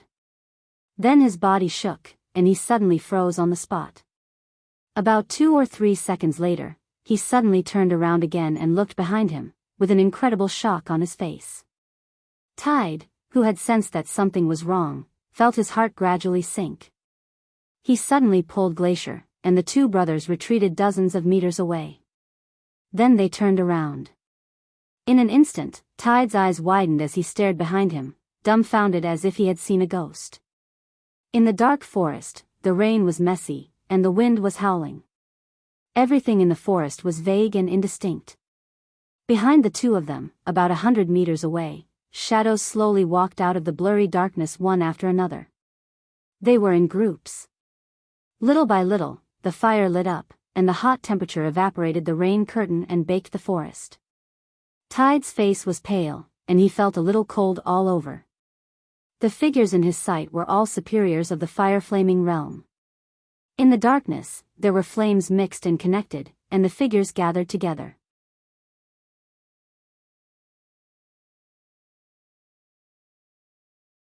Chapter 190. Once the chaos started, it obviously wouldn't stop in a short time. More and more superiors entered Changdao from different channels. The surprise attack on the outer defense line of Changdao on the first day wasn't the end. On the contrary, it was just a prelude.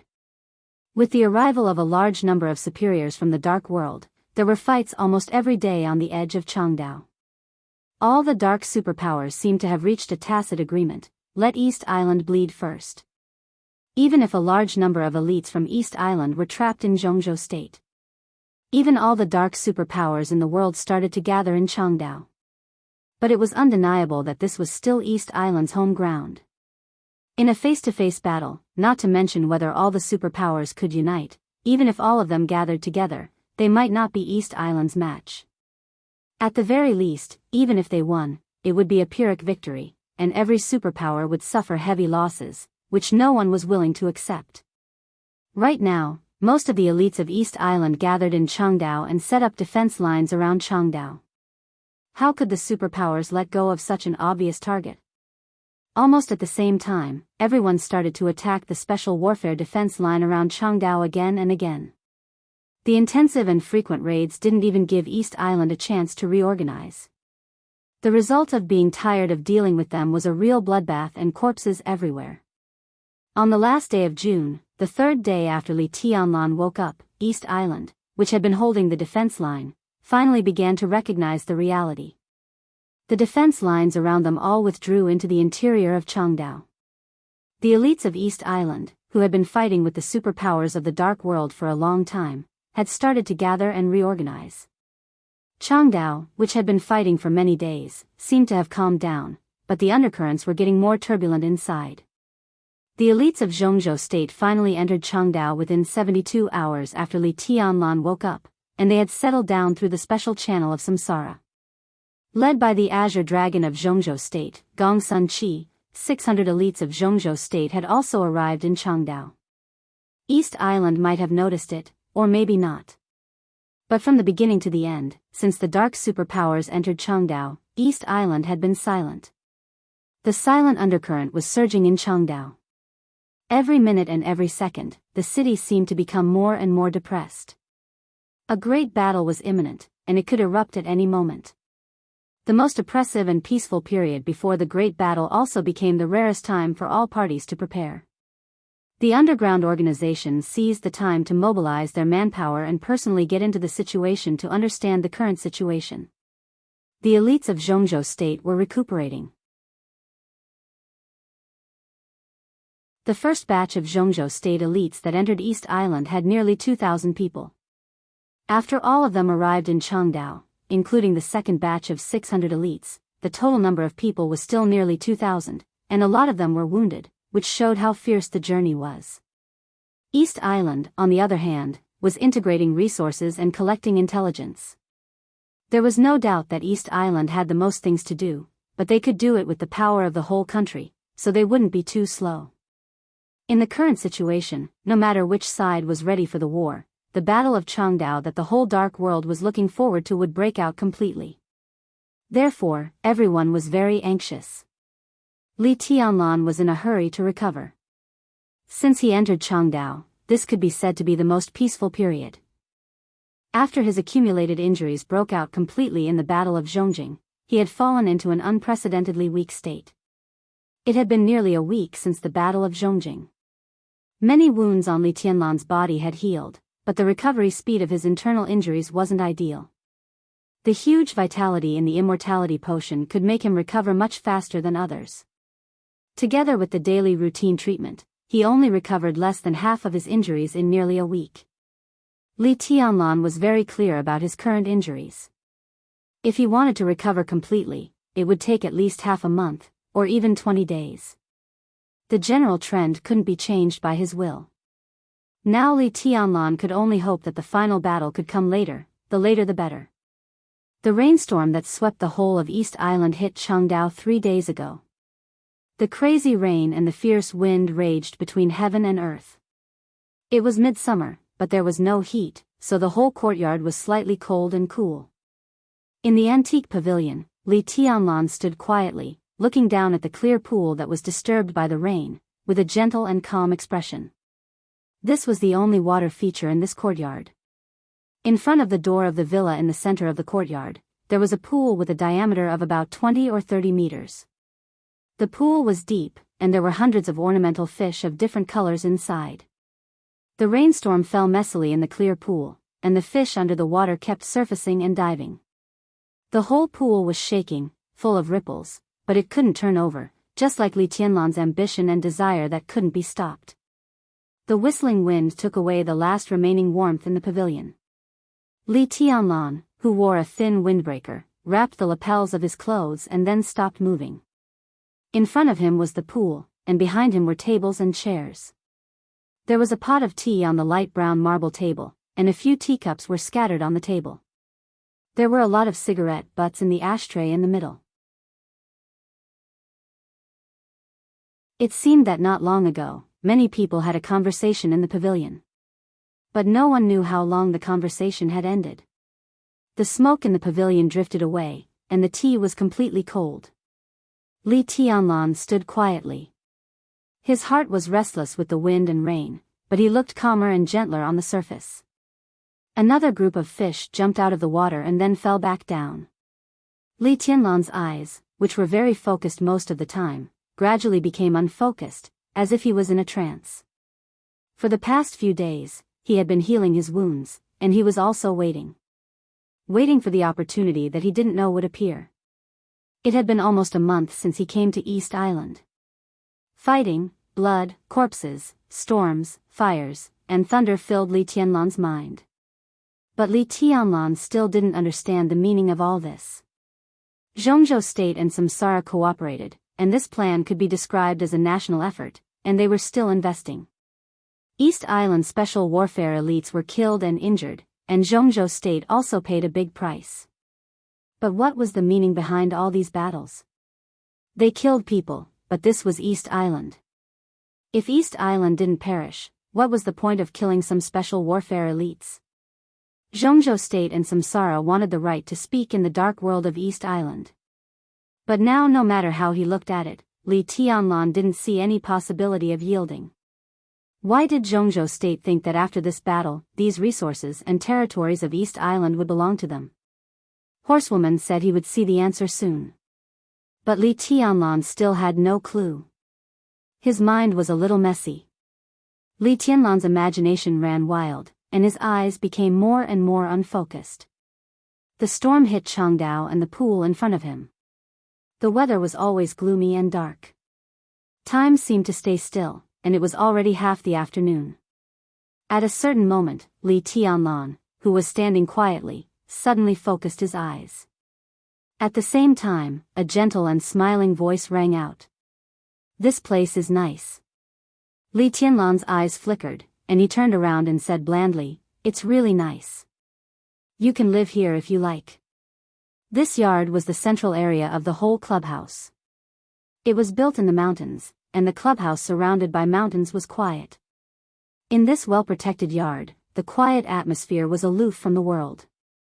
Up close, there were lush grass, trees, and clear water.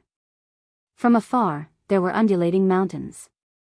This so-called top-end clubhouse in Chengdao did have a kind of charm and style that made people forget the vulgar. This yard was arranged by Duke, and Saint didn't object when he saw it. Living in the most distinguished yard in this clubhouse, Samsara wanted to express something simple and complicated. After the elites of Zhongzhou state arrived in Chengdao, Li Tianlan vaguely understood some subtle meanings. There was only one villa in the yard, but Li Tianlan didn't live alone. Several people from East Emperor Palace and Dongqing Rushi lived here for a few days. But most of the time, they were either meditating or resting and healing. They didn't have much time to talk. It was almost the same as if he was alone. Forget it for me. The uninvited visitor smiled, and there was a kind of sincere kindness in his smile, which made it hard to tell whether he was sincere or not. This is what samsara did to elevate your status. What's the point of me living here? Anne. He paused, and the smile on his handsome and gentle face was still sincere.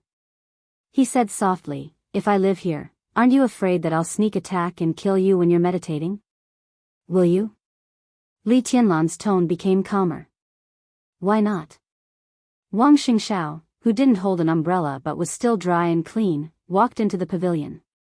He smiled softly and said, "From the standpoint of the Wang family of Beihai and myself, if I want to kill you, I don't even need to find a reason, because there are too many reasons." Li Tianlan looked at him with a faint smile, but his eyes were unfathomable and dead.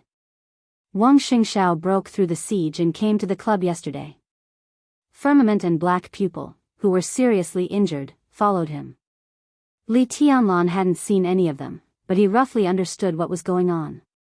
Samsara rescued the three of them at the most critical moment through the special channel of its partners.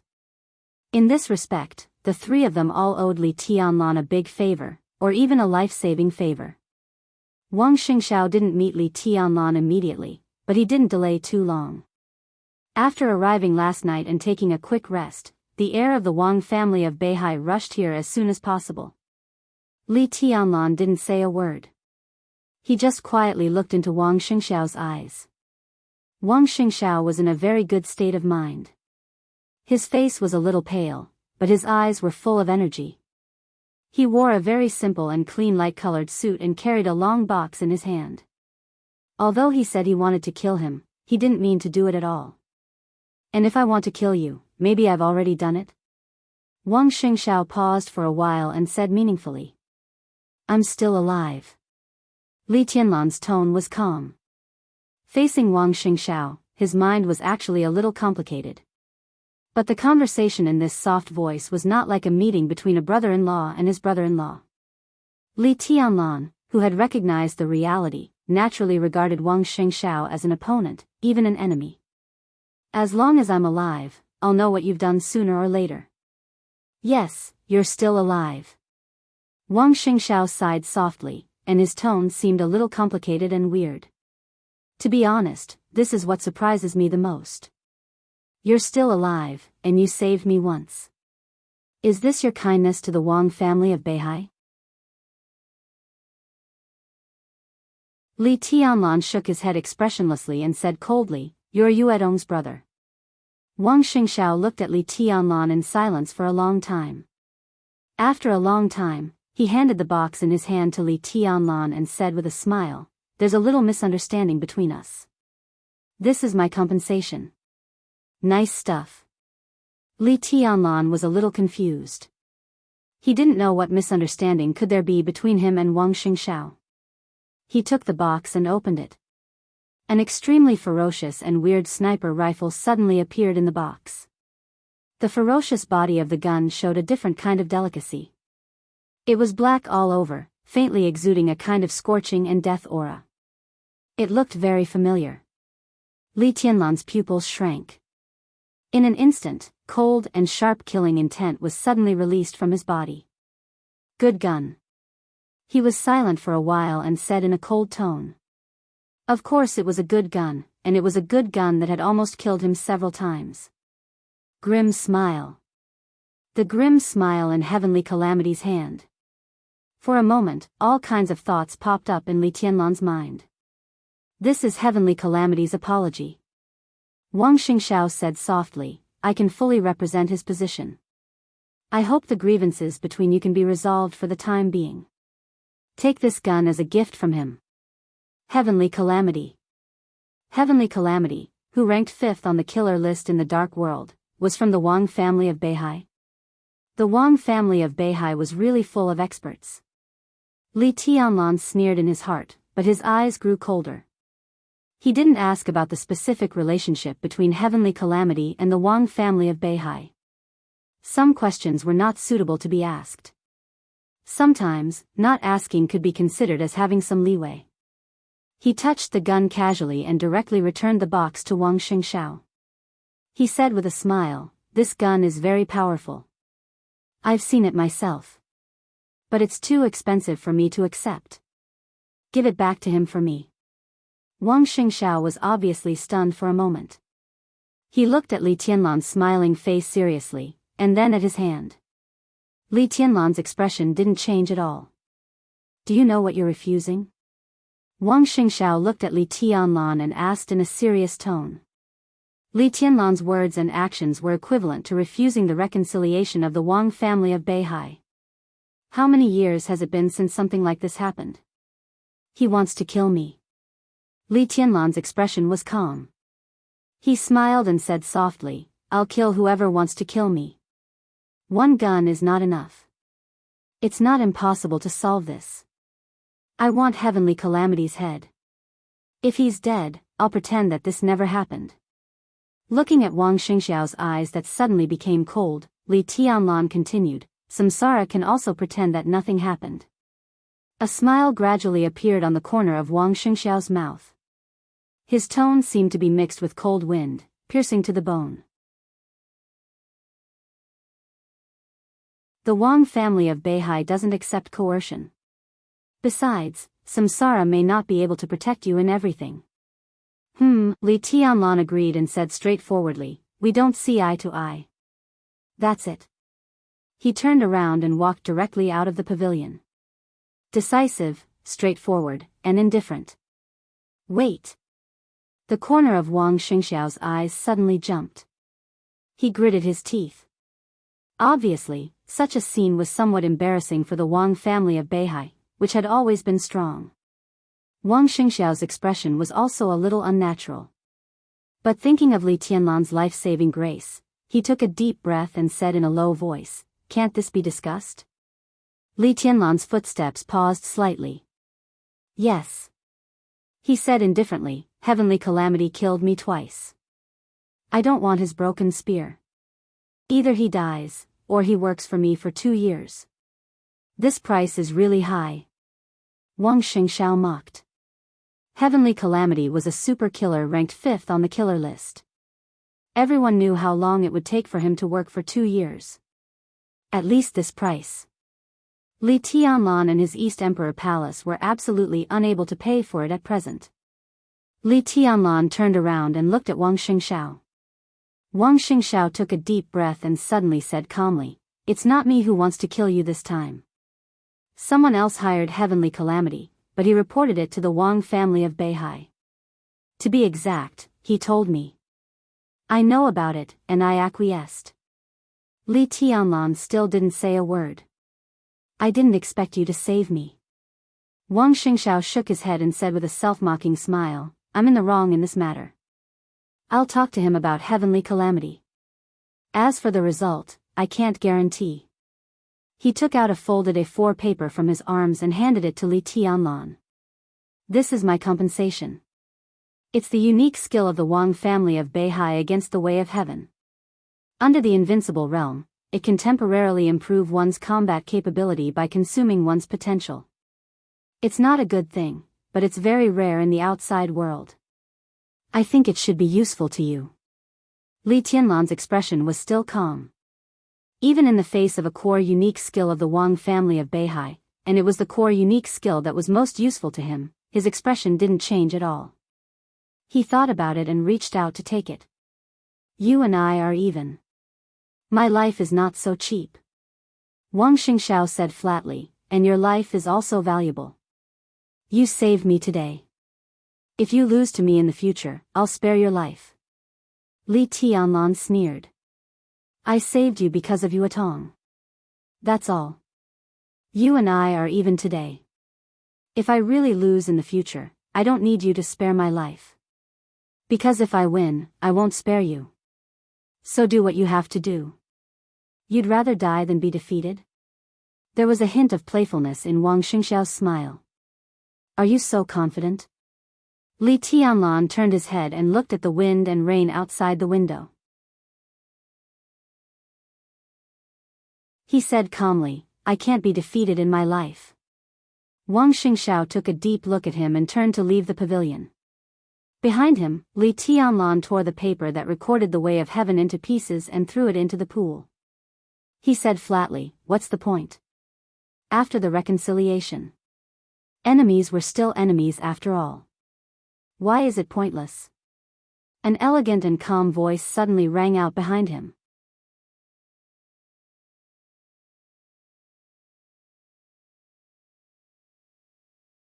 Chapter 191. The voice was elegant and peaceful, passing through the hustle and bustle of the wind and rain, with a kind of charm that calmed all the chaos. The rainstorm cleared the pond. But it suddenly quieted down in the pavilion. The paper fragments that recorded the unique skills of the Wang family flew to every corner of the courtyard with the wind. Li Tianlan turned around calmly and looked at the figure that quietly appeared in the pavilion. He asked with slight confusion, you are? The man who appeared alone in front of Li Tianlan should be regarded as a young man, no more than 40 years old at most. He had very capable short hair and tight skin. His appearance was not particularly handsome, but he had a strong sense of firmness and toughness. Judging from his appearance, people would believe that he was in his 20s, but his eyes quietly revealed something else. It was a pair of eyes that was completely opposite to his temperament. They were gentle and soft, without any sharpness, but full of hardships. A very special man, and also a very contradictory man. Li Tianlan narrowed his eyes slightly and looked at his slightly smiling face, remaining calm and collected. From the first time he saw him, Li Tianlan didn't know why he thought of Dongqing Wudi. They were vaguely similar, but slightly different. Every move of the Zhongzhou state god of massacre carried a kind of soul-shaking killing intent, which was extremely sharp. In Li Tianlan's eyes, the marshal of the Dongqing clan was full of killing intent and majestic momentum, but his momentum was so strong that the higher he went, the narrower the pattern of martial arts became, so that there was no hope of entering the invincible realm. The man in front of him, not to mention military talent, could even be regarded as an upgraded version of Dongqing Wudi in martial arts. He was gentle and elegant. He sat there quietly, without any killing intent, but the whole courtyard was full of killing intent. His momentum was restrained, and the pattern was grand.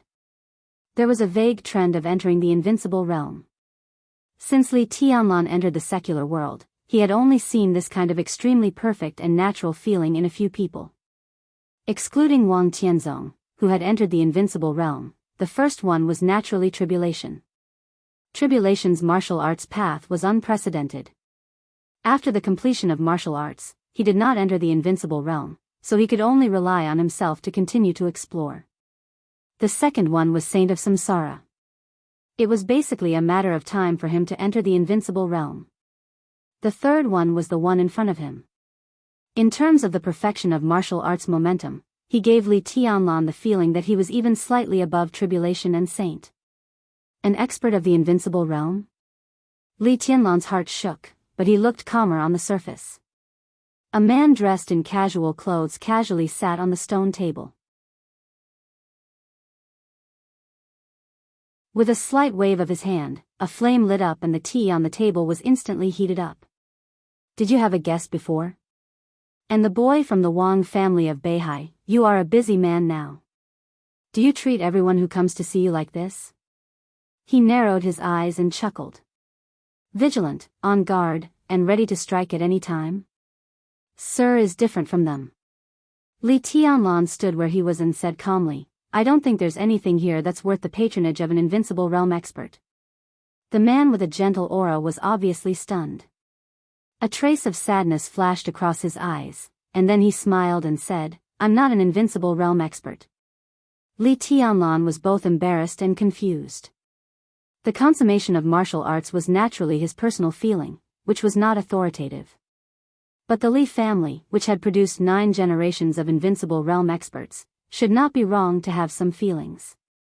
Why, the man seemed to know what Li Tianlan was thinking. He shook his head and said calmly, "I had a great chance to enter the invincible realm, but I was injured once, and my martial arts path was broken." He lowered his eyelids, and a trace of coldness flashed in his eyes. Li Tianlan nodded without too much curiosity.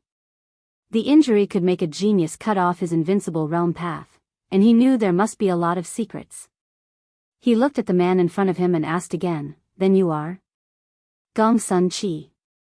The man's tone was indifferent and even elegant. "Azure Dragon of Zhongzhou State." Li Tianlan raised his eyebrows in awe and even a little flattered. He was one of the 4 captains of the most powerful and mysterious terracotta army in Zhongzhou State, and he was also the first captain. He was currently recognized as the strongest expert under the invincible realm in the dark world.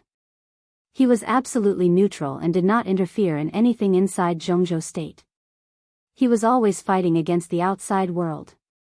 Outside the dark world, he was unknown, whether he was alive or dead. He was a real hero. Li Tianlan knew that Gong Sun Chi was living in the club now, but he didn't think he could have any connection with this kind of person. One was absolutely neutral, and the other was entangled with gratitude and hatred. Their positions were not opposite, but they were diametrically opposite. The biggest connection between them was probably hidden in the same club. At least before just now, Li Tianlan had never thought that Gong Sun Chi would specifically look for him. It was not logical at all.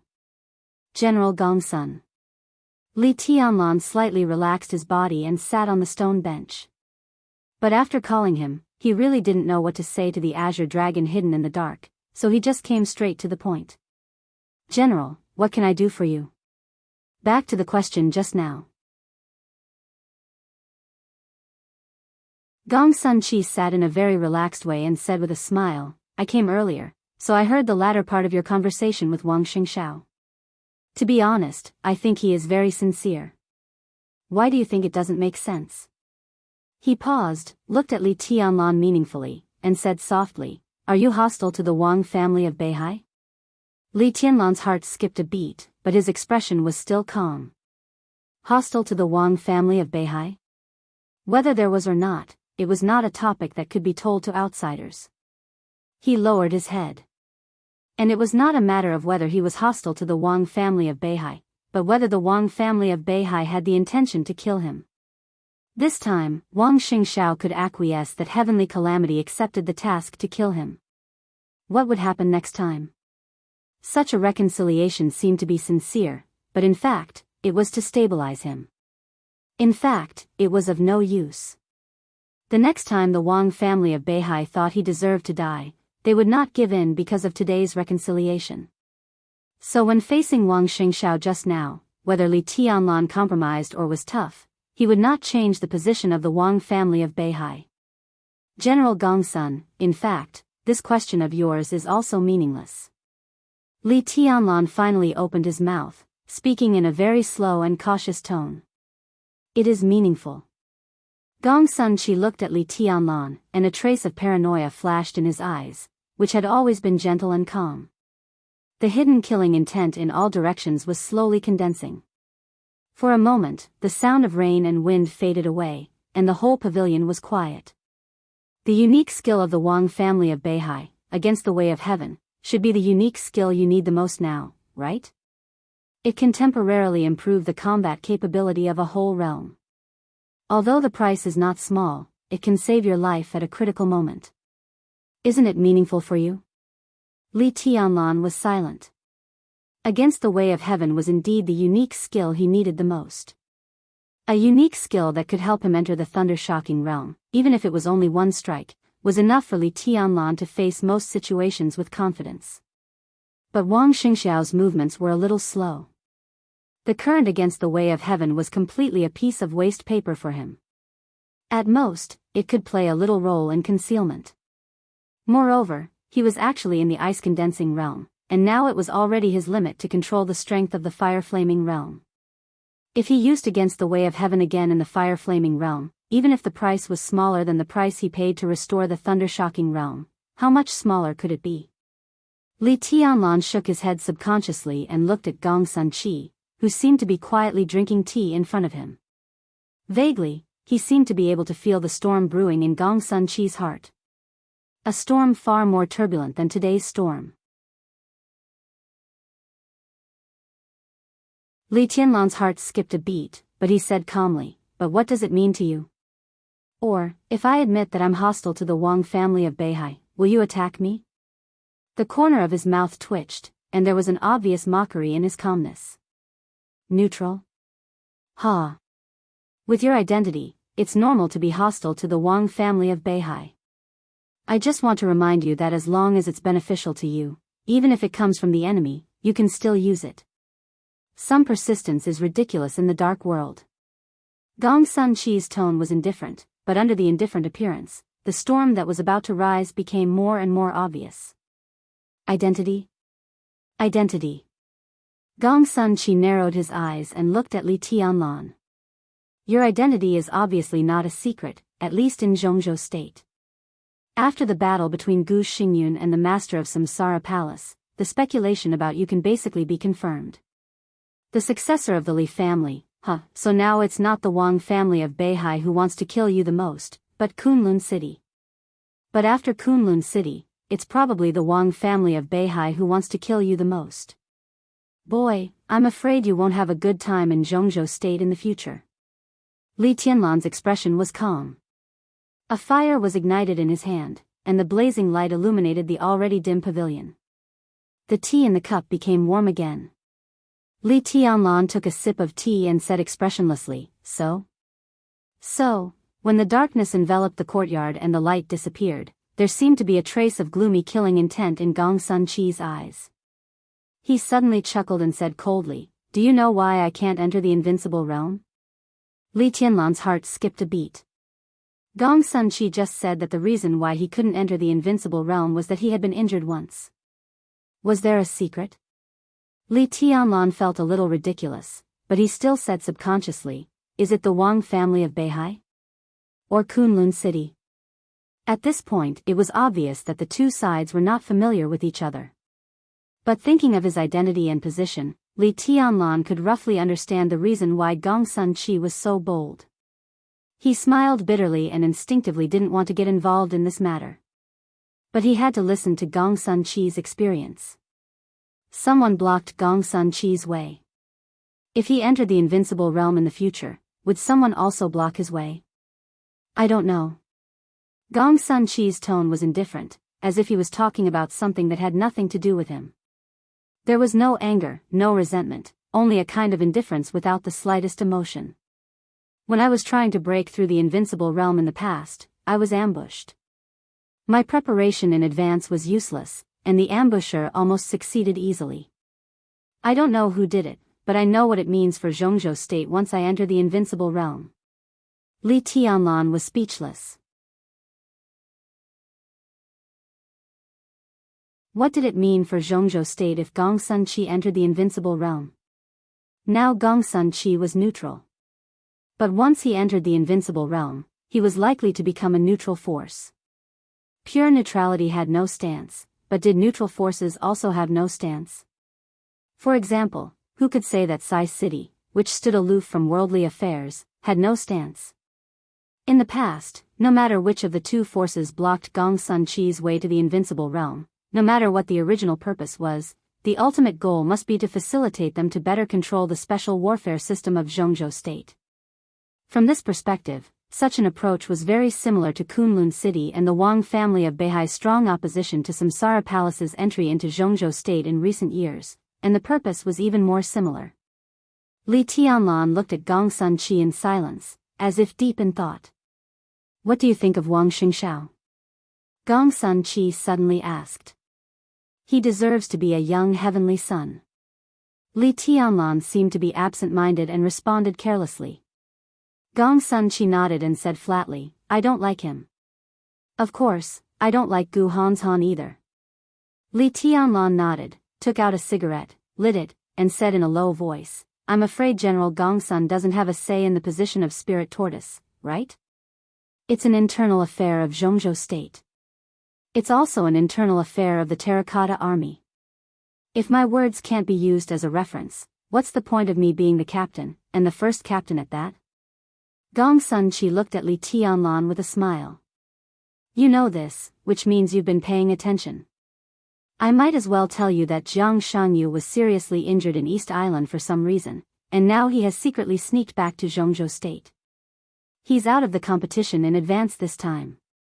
So, if you want Gu Hanshan and Wang Xingxiao to be out of the competition, the Battle of Changdao is a good opportunity. Li Tianlan, how about I find an opportunity to put you on the stage? Your realm is low, but your combat capability is good. The operation space is small, but it's not impossible. Hee. Li Tianlan took a drag on the cigarette and looked at Gong Sun Chi with a faint smile. Is this a deal? Gong Sun Chi used his influence to stop Gu Hanshan and Wang Xingxiao, and as a price, he had to stand on the stage to compete with the two young heavenly sons and bear the attacks of the Wang family of Beihai and Kunlun City. As for the operation Gong Sun Chi mentioned, Li Tianlan completely regarded it as nonsense. Gong Sun Chi didn't like Gu Hanshan and Wang Xingxiao, and he might not like Li Tianlan. Putting Li Tianlan on the stage was just to attract fire. When everything was almost done, maybe Gong Sun Chi would take out his real candidate.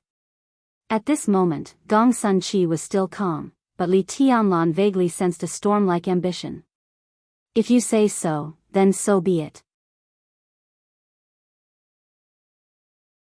Gong Sun Chi chuckled and said meaningfully, Li Tianlan, don't think too highly of neutrality. The Terracotta Army is indeed neutral, but such neutrality is required by the higher-ups, not something we are willing to keep silent about. This is the rule. Do you understand? As for some things outside the rule, as long as we don't go too far like Jiang Shan, the higher-ups won't care too much about it. In the night rain, his voice seemed to have an indescribable temptation. If this cooperation goes well, I'm afraid there will be many opportunities for us to cooperate in the future. You should consider my proposal. Sorry. Li Tianlan said indifferently, I'm not interested. You're really not interested? Gong Sun Chi looked at Li Tianlan with playful eyes. Li Tianlan sneered and said nothing. Not interested? How could it be possible? However, he knew very well that now was not the time for him to be interested in these things. For Gu Hanshan and Wang Xingxiao, the position of the four spirits in Zhongzhou state was the best shortcut to become the god of war in Zhongzhou state. If he competed for this position with his own identity, even if his realm was low and his combat capability was low, it was enough to make the higher-ups consider it seriously, and even cause great vigilance and uneasiness of Kunlun City and the Wang family of Beihai. Not to mention whether he could sit in this position or not, even if he did, it was tantamount to courting death. The current opportunity was indeed good, but the timing was not right. And Li Tianlan glanced at Gong Sun Chi. They were neither relatives nor friends, and they had just met for the first time. Why would Gong Sun Chi help him? Purely using himself to attract the firepower should be the most appropriate. Not interested. Li Tianlan said flatly, if General Gong Sun is here for this, then I'm sorry to disappoint you. He stood up and was about to leave. There's one more thing. Gong Sun Chi's expression was calm, and no one could tell whether he was happy or angry, disappointed or not. Li Tianlan frowned slightly and didn't speak. Before I came to East Island, someone asked me to bring you a message. I owed this person a big favor back then, so I had to bring this message. Gong Sun Chi said in a low voice, there was supposed to be another young man in this battle of Changdao, but he was stopped before he left. Although this person is still in Zhongzhou state, the person who stopped him has already arrived in East Island. So, be careful. Who? Li Tianlan was baffled. The hint was so vague that he couldn't figure it out at all. I don't know. Gong Sun Chi shook his head. I just brought a message. The person didn't say who it was. Why not? Li Tianlan frowned and subconsciously muttered to himself. An inexplicable hint seemed to be kind, but what was the truth? I don't know. Gong Sun Chi still shook his head. He seemed to think about it seriously, and then said with some uncertainty, I'm afraid, it's hard to say, right? Hard to say? Li Tianlan smiled bitterly and said helplessly, then who asked you to bring this message to me? General Gong Sun can tell me, right? Gong Sun Chi let out a low laugh. The space in the pavilion twisted, and his figure had disappeared. His low and soft voice sounded in the air, as if he was still there.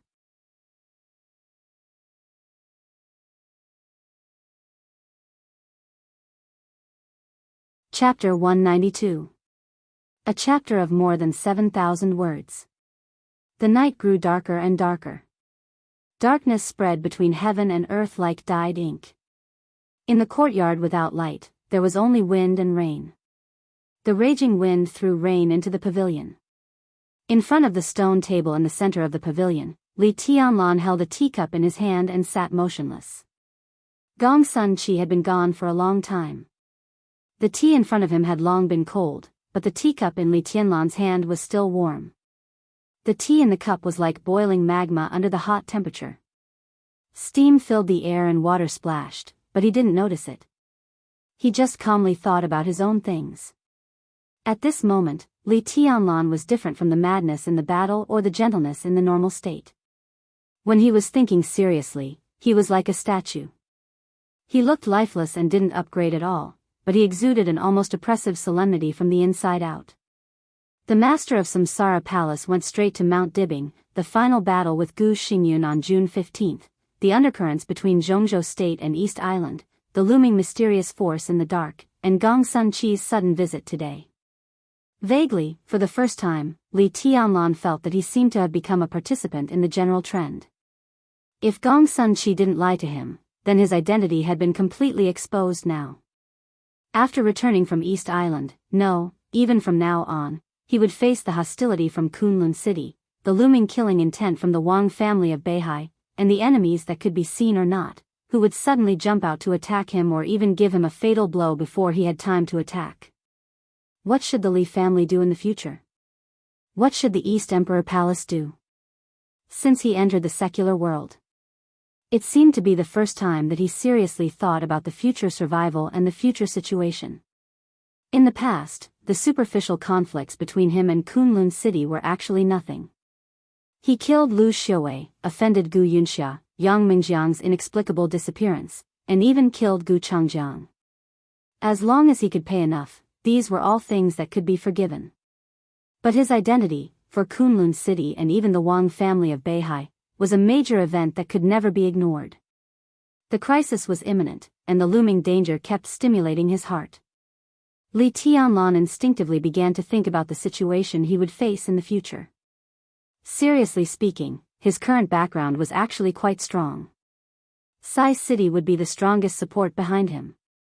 Ning Qianqing was still by his side, and Dongqing Rushi also appeared by his side. Therefore, at present, it seemed that the Dongqing clan was also trustworthy. At least for now, he didn't need to be on guard. The academics had been silent since the decisive battle on the 15th of June, and the request he made to Zhuang Huayang was not met with any difficulties. Most importantly, the chief of the academics had brought Li Wangxing out from the border, which in itself was a kind of support. Although the East Emperor Palace was now a newly established institution, Li Tianlan's military exploits alone were already prominent enough during the trip to East Island. After returning to Zhongzhou State, it was almost certain that the level of the East Emperor Palace would be adjusted upward. This was the most obvious amulet. How effective it could be depended entirely on how much the East Emperor Palace would be upgraded. That was all he had at the moment. As for the Samsara Palace, Li Tianlan could already more and more clearly perceive what the Samsara Palace was secretly planning. His identity was exposed at such an inopportune time. To some extent, it should be the result of making way for the Samsara Palace's plan. Li Tianlan would not resent or blame it. It could be seen that after seeing dawn, out of some premonition, Li Tianlan no longer regarded the Samsara Palace as his own resource. He had a vague feeling that this largest resource might not be of any help to him for a long time in the future. But the support that Sai City, the Dongqing clan, and the academics had tilted to him was enough. The only thing that made Li Tianlan uneasy was that his enemies were also beyond imagination. Not only Kunlun City, but also the Wang family of Beihai. Not to mention how many ferocious fangs were hidden behind his father's treason war, the families of the 120,000 troops who died at the border with his father's treason in that war were a force that made people's scalp numb 20 years later. Li Tianlan was expressionless. It was expected that the road ahead would be difficult, but the thorny situation still gave him a headache. After all, his identity was exposed too early. If he could have another 2 or 3 years, his eyes inadvertently swept a few teacups on the stone table, and he subconsciously shook his head. This was a gift from the Samsara Palace to him, and it could even be said to be the greatest help. A favor from nearly 1,000 special warfare elites of Zhongzhou State. In recent days, Li Tianlan would spare time to meet guests every day. Before the arrival of Wang Xingxiao and Gong Sun Qi today, Li Tianlan chatted with several special warfare elites who owed him for saving their lives. However, how to use a favor was actually very subtle. Li Tianlan would not be so naive as to think that they really owed him their lives because he saved them. It was a matter of survival. Under the covetous eyes of Kunlun City and the Wang family of Beihai, it would be enough for him to be satisfied if 1/10 of these nearly 1,000 people would help him at the right time. In the following time, how to carefully weave this hard-won network map had almost become the primary problem that he needed to consider. Survival, development, and rise. These 3 words were almost the future path of the East Emperor Palace. The wind and rain outside the pavilion were more and more deafening. Li Tianlan's eyes gradually became firm, and his heart was dead silent. In the dark villa in front of the pavilion, the lights in the hall lit up for a moment, and then fell silent again. Li Tianlan suddenly came to his senses and got up in the pavilion full of cold night. His figure flickered slightly, and after changing places with his shadow, he had already appeared in front of the villa. The silence of all the members of the East Emperor Palace in recent days was what made Li Tianlan most gratified. His identity was exposed, so naturally, he could not hide it from Li Beidian and Ning Qianqing. Li Beidian made a lot of noise, but then he also became silent. Li Tianlan knew the consequences of his identity being exposed. How could Li Beidian and others not know? But what warmed his heart was that no one at present said that they wanted to quit the East Emperor Palace. Especially Li Beidian and Yi Huayu. Both of them came from Mount Shu, which had nothing to do with Li Tianlan. But they did not say that they wanted to quit, and Mount Shu was also silent now. The awe-inspiring and unyielding sword intent behind this silence was undoubtedly the most admirable thing about Shu Mountain. The cohesion of the East Emperor Palace began to take shape in everyone's silence. Almost everyone was meditating while healing their wounds. After many days of escape, everyone had gained a lot. Su Chu, the first brother of Jade Pool, who had just joined the East Emperor Palace but had never quit, had already begun to break through to the half-step thunder-shocking realm. Li Beidian was trying to get closer to the peak of the fire-flaming realm. Now this distance was still far, but even a small step closer was good. Ning Qianqing began to try to break through to the stabilization phase of the fire-flaming realm. Yi Huayu tried to enter the fire-flaming realm. Yu Qinyan made the slowest progress, but she was also close to the fire-flaming realm. For this little girl, whose realm was the lowest except Li Tianlan but whose lethality was second only to Li Tianlan, at least in the hearts of the people of the East Emperor Palace, no one dared to look down on her anymore. As for Dongqing Rushi, it could be said that she was the only outsider in this villa at present. But she also did not make things difficult for others. The 6th day after returning from Zhongjing to Changdao was about to pass, but for nearly a week, Dongqing Rushi had been in a coma all the time and didn't even wake up once. Horsewoman had personally checked Dongqing Rushi's condition, and the conclusion she got was not bad news. It just said that the sword seemed to consume a lot of Dongqing Rushi's mind that night. The coma was just her body protecting itself and slowly recovering. If nothing went wrong, she would wake up in 10 days. Thinking about everyone's condition in the villa, Li Tianlan opened the door of the villa and shook his head subconsciously. At present, apart from Dongqing Rushi who was in a coma, his progress was the slowest, and his meditation time was the shortest. He glanced around the hall casually, trying to see who had turned on the light just now. But when he glanced at the floor-to-ceiling window in the hall, he suddenly froze. According to horsewoman, Dongqing Rushi, who shouldn't have woken up at this time, was sitting in front of the floor-to-ceiling window with her arms around her knees. She leaned against the armrest of the sofa and tilted her head to look at the wind and rain outside the window. She didn't seem to notice Li Tianlan coming in at all. She just sat there quietly, motionless. Her slightly messy long hair was casually draped behind her head, and she was wearing white pajamas. The light in the hall was dim, so Li Tianlan couldn't see her face clearly. At this moment, Dongqing Rushi just sat there, but she was quiet like a ghost that would disappear at any time. Li Tianlan felt something was wrong. For this fiancé who could naturally treat him as her fiancé, Li Tianlan had a very strange feeling in his heart. He couldn't tell whether he liked or disliked her. It was an indescribable feeling. Emotionally, he felt that he should get closer to her, but rationally, he felt that he should stay away from her. At least until now, he hadn't figured out how to face his fiancée who didn't seem to resist the engagement at all. Li Tianlan felt a little helpless. He casually turned on the small light on the ceiling.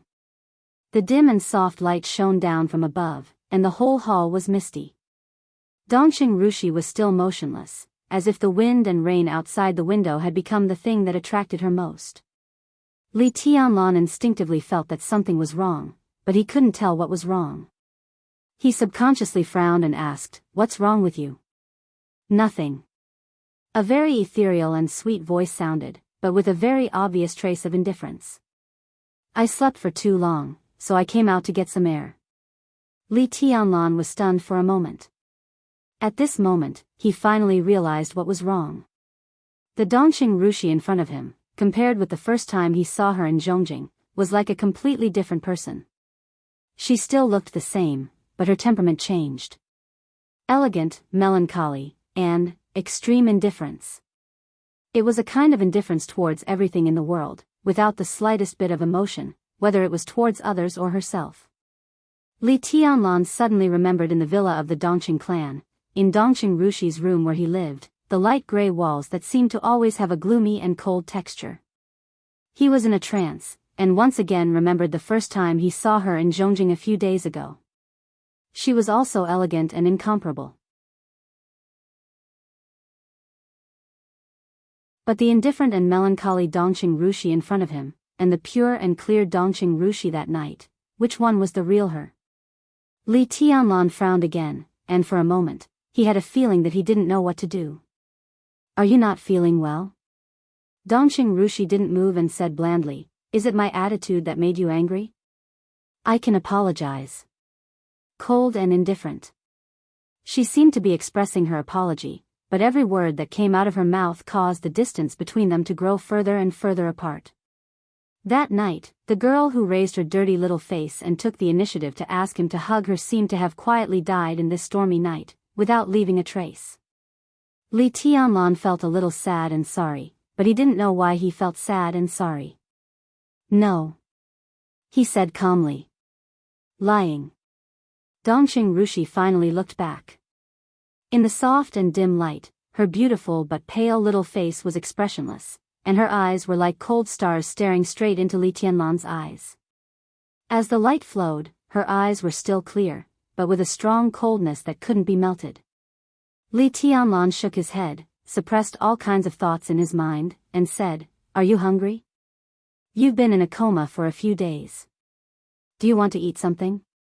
Can you cook?" Dongqing Rushi raised her delicate eyebrows and asked. "I can't." Li Tianlan shook his head. "But there's food in the fridge. You can make do with it." Dongqing Rushi curled her lips, and this time there seemed to be a trace of obvious mockery in her cold eyes. I thought you were the kind of man who was good at making women happy, but you can't even cook.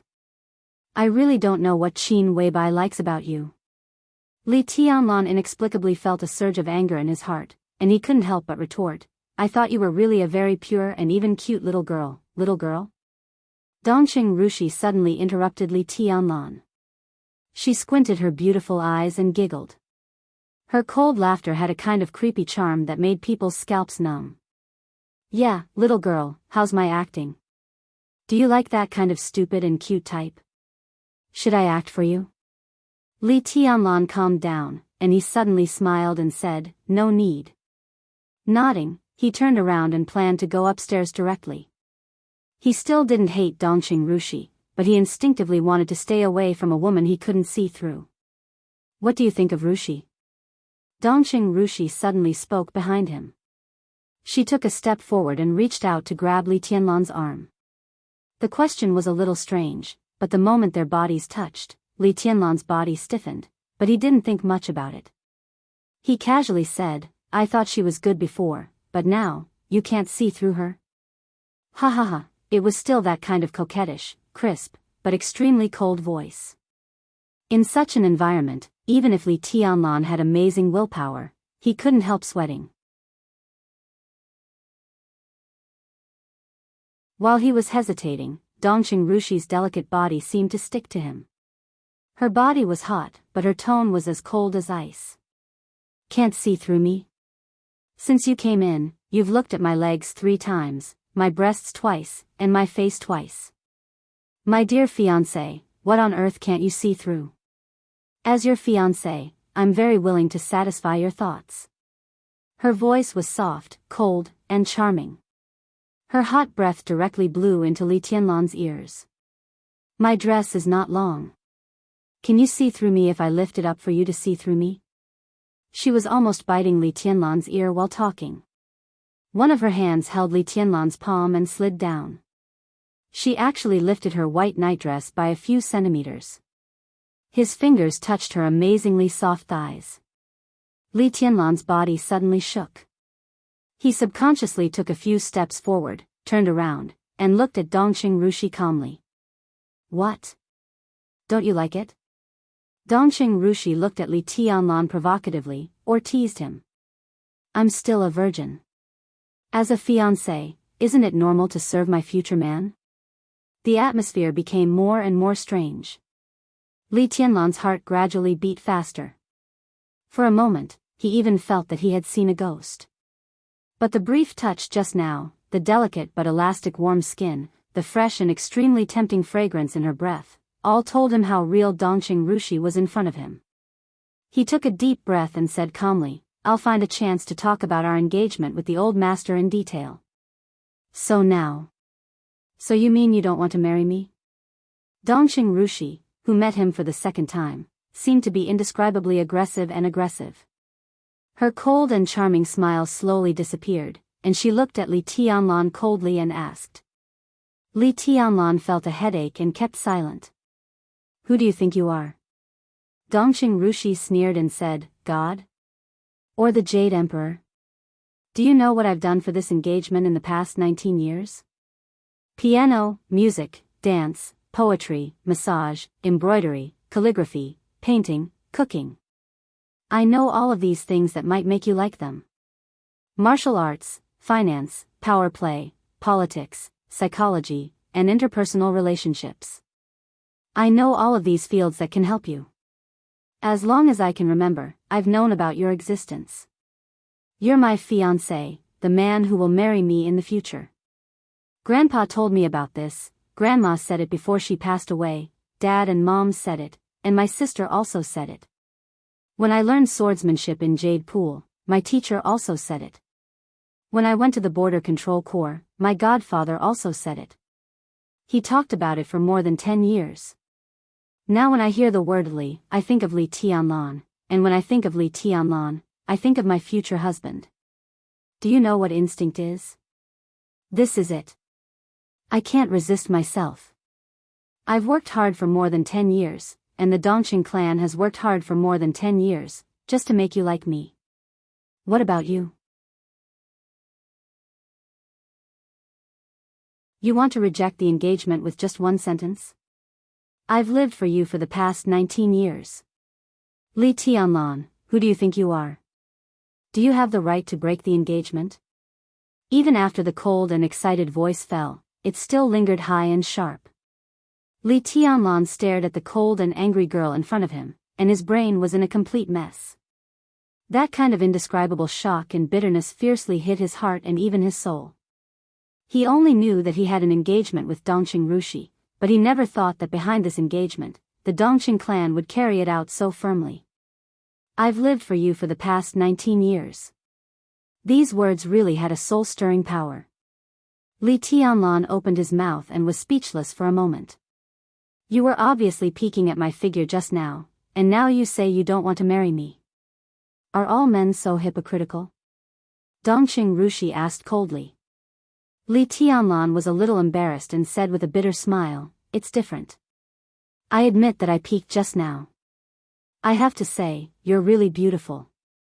I'm a man, not a saint. I have desires and feelings, but desire and feelings are not the same thing. Do you understand? Dongqing Rushi bit her lip and looked at Li Tianlan. Her eyes seemed to be a little wronged, but they looked colder and more stubborn. So what do you want to say? Are you going to tell me that you just want to play with me, but you don't plan to marry me? For some reason, Li Tianlan hesitated for a moment and then nodded his head. This action was so obscene, yet so honest. Dongqing Rushi was really beautiful. No one would not be tempted by such a pure and beautiful woman. Li Tianlan didn't know what he was thinking, but when he thought that she was his fiancée, he couldn't control his desire. He did want to possess this rare purity and beauty. Maybe it was the dark side of his heart. But when it came to marriage, he had never thought about it. The bride of his dream was in Huading, in Samsara Palace, not in the Dongqing clan. Saying this might make people despise him, but at least for a second, he really thought so in his heart. You really are a bastard. Dongqing Rushi's body trembled slightly. She sneered, but her eyes stared at Li Tianlan without blinking. Even if I can accept your dirty idea for the Dongqing clan, how can you let her accept it? Who? Li Tianlan's mind was completely messed up. Who else can it be? Of course it's that stupid and cute little fool, Dongqing Rushi. Dongqing Rushi sneered. Everything in front of him was spinning. Li Tianlan's body shook, and he couldn't even stand stably. He looked at the woman in front of him, stunned. After a long silence, he slowly said, Dongqing Rushi? Then who are you? Where is Dongqing Rushi? In front of him, Dongqing Rushi took a deep breath and said coldly, I'm also your fiancé. I'm Dongqing Yueshan. As for Rushi, she pointed to her head and smiled weirdly. She needs to rest. For a moment, Li Tianlan vaguely understood something, but there were still many things he didn't understand. He subconsciously lit a cigarette, and the smoke unconsciously blew to Dongqing Yueshan's face in front of him. Split personality? Li Tianlan tentatively said, are you the other half of Rushi's personality?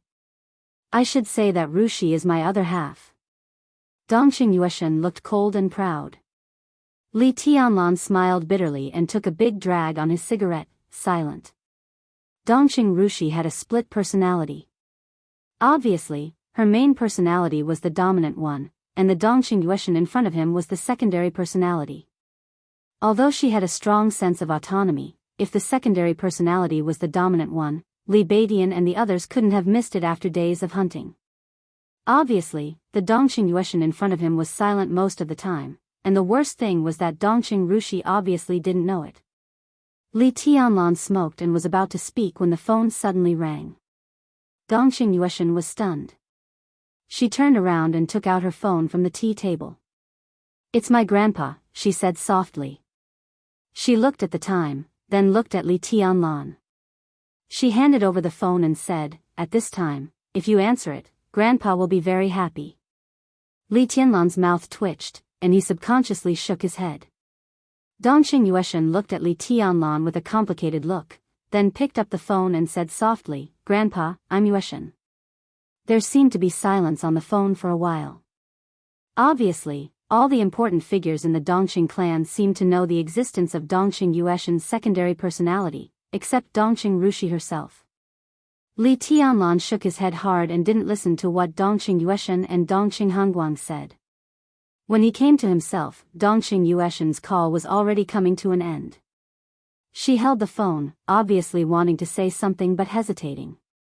In the end, she remained silent and hung up the phone. Li Tianlan just wanted to be quiet now. When he was about to go back to his room, Dongqing Yueshan suddenly said, "Grandpa asked me to tell you something." "What?" Li Tianlan responded subconsciously. He said. Dongqing Yueshan's big cold eyes were a little blank. She imitated Dongqing Hongguang's tone and said slowly, he said, "You should be careful of Phoenix Pavilion." Li Tianlan's heart suddenly moved. Dongqing Yueshan spoke very slowly. Although it was a female voice, Li Tianlan could vaguely feel Dongqing Hongguang's mood when he said this. It seemed to be difficult to say. Difficult to say? Li Tianlan thought of the meeting with Gong Sun Qi just now. He frowned tightly and his heart was in a mess. "Do you know Phoenix Pavilion?" Li Tianlan suddenly asked. Dongqing Yueshan seemed to be a little lost in thought. She subconsciously shook her head and didn't speak. Li Tianlan's heart moved. He thought of her expression just now that she wanted to say something but stopped on second thought. He said casually, "You didn't tell the old master on the phone just now, did you?" Dongqing Yueshan was slightly shocked. She hesitated. Although it was the second time she met Li Tianlan, or rather, it was the first time, the instinct instilled in her for many years seemed to make her imperfect secondary personality not know how to refuse Li Tianlan's question. She nodded, frowned, and said thoughtfully, "There are experts in East Island." Li Tianlan just thought it was nonsense. He said calmly, "And then?" "No." Dongqing Yueshan shook her head and said slowly, "When we were in Zhongjing that night, there were experts in the forest, experts of the invincible realm. Rushi's martial arts were all in the silent sword. Silence was unsheathed in advance, and that sword could be said to be a real invincible strike. But when that sword was unsheathed, it was pressed back together with all the sword intent. Even the broken scabbard was temporarily solidified by the sword intent." "What does this mean?" Li Tianlan's face looked serious, and his heart sank uncontrollably. If Dongqing Rushi's sword was really an invincible strike, then the person who completely pressed back the sword meant that he crushed that sword with his own strength. What kind of strength is this? Li Tianlan narrowed his eyes and subconsciously murmured to himself. "I don't know. But that person that night was definitely the most powerful person I've ever seen. He didn't seem to be malicious to us, but he might not be kind either." Dongqing Yueshan shook her head and said, "The most powerful?" Li Tianlan subconsciously shook his head, somewhat disapproving. "What do you mean? Are you looking down on me?" Dongqing Yueshan's eyes suddenly became cold. "No." Li Tianlan said honestly, "But according to the frequency of your appearance, I don't think I see many people, do I? What Dongqing Rushi can see, I can also see."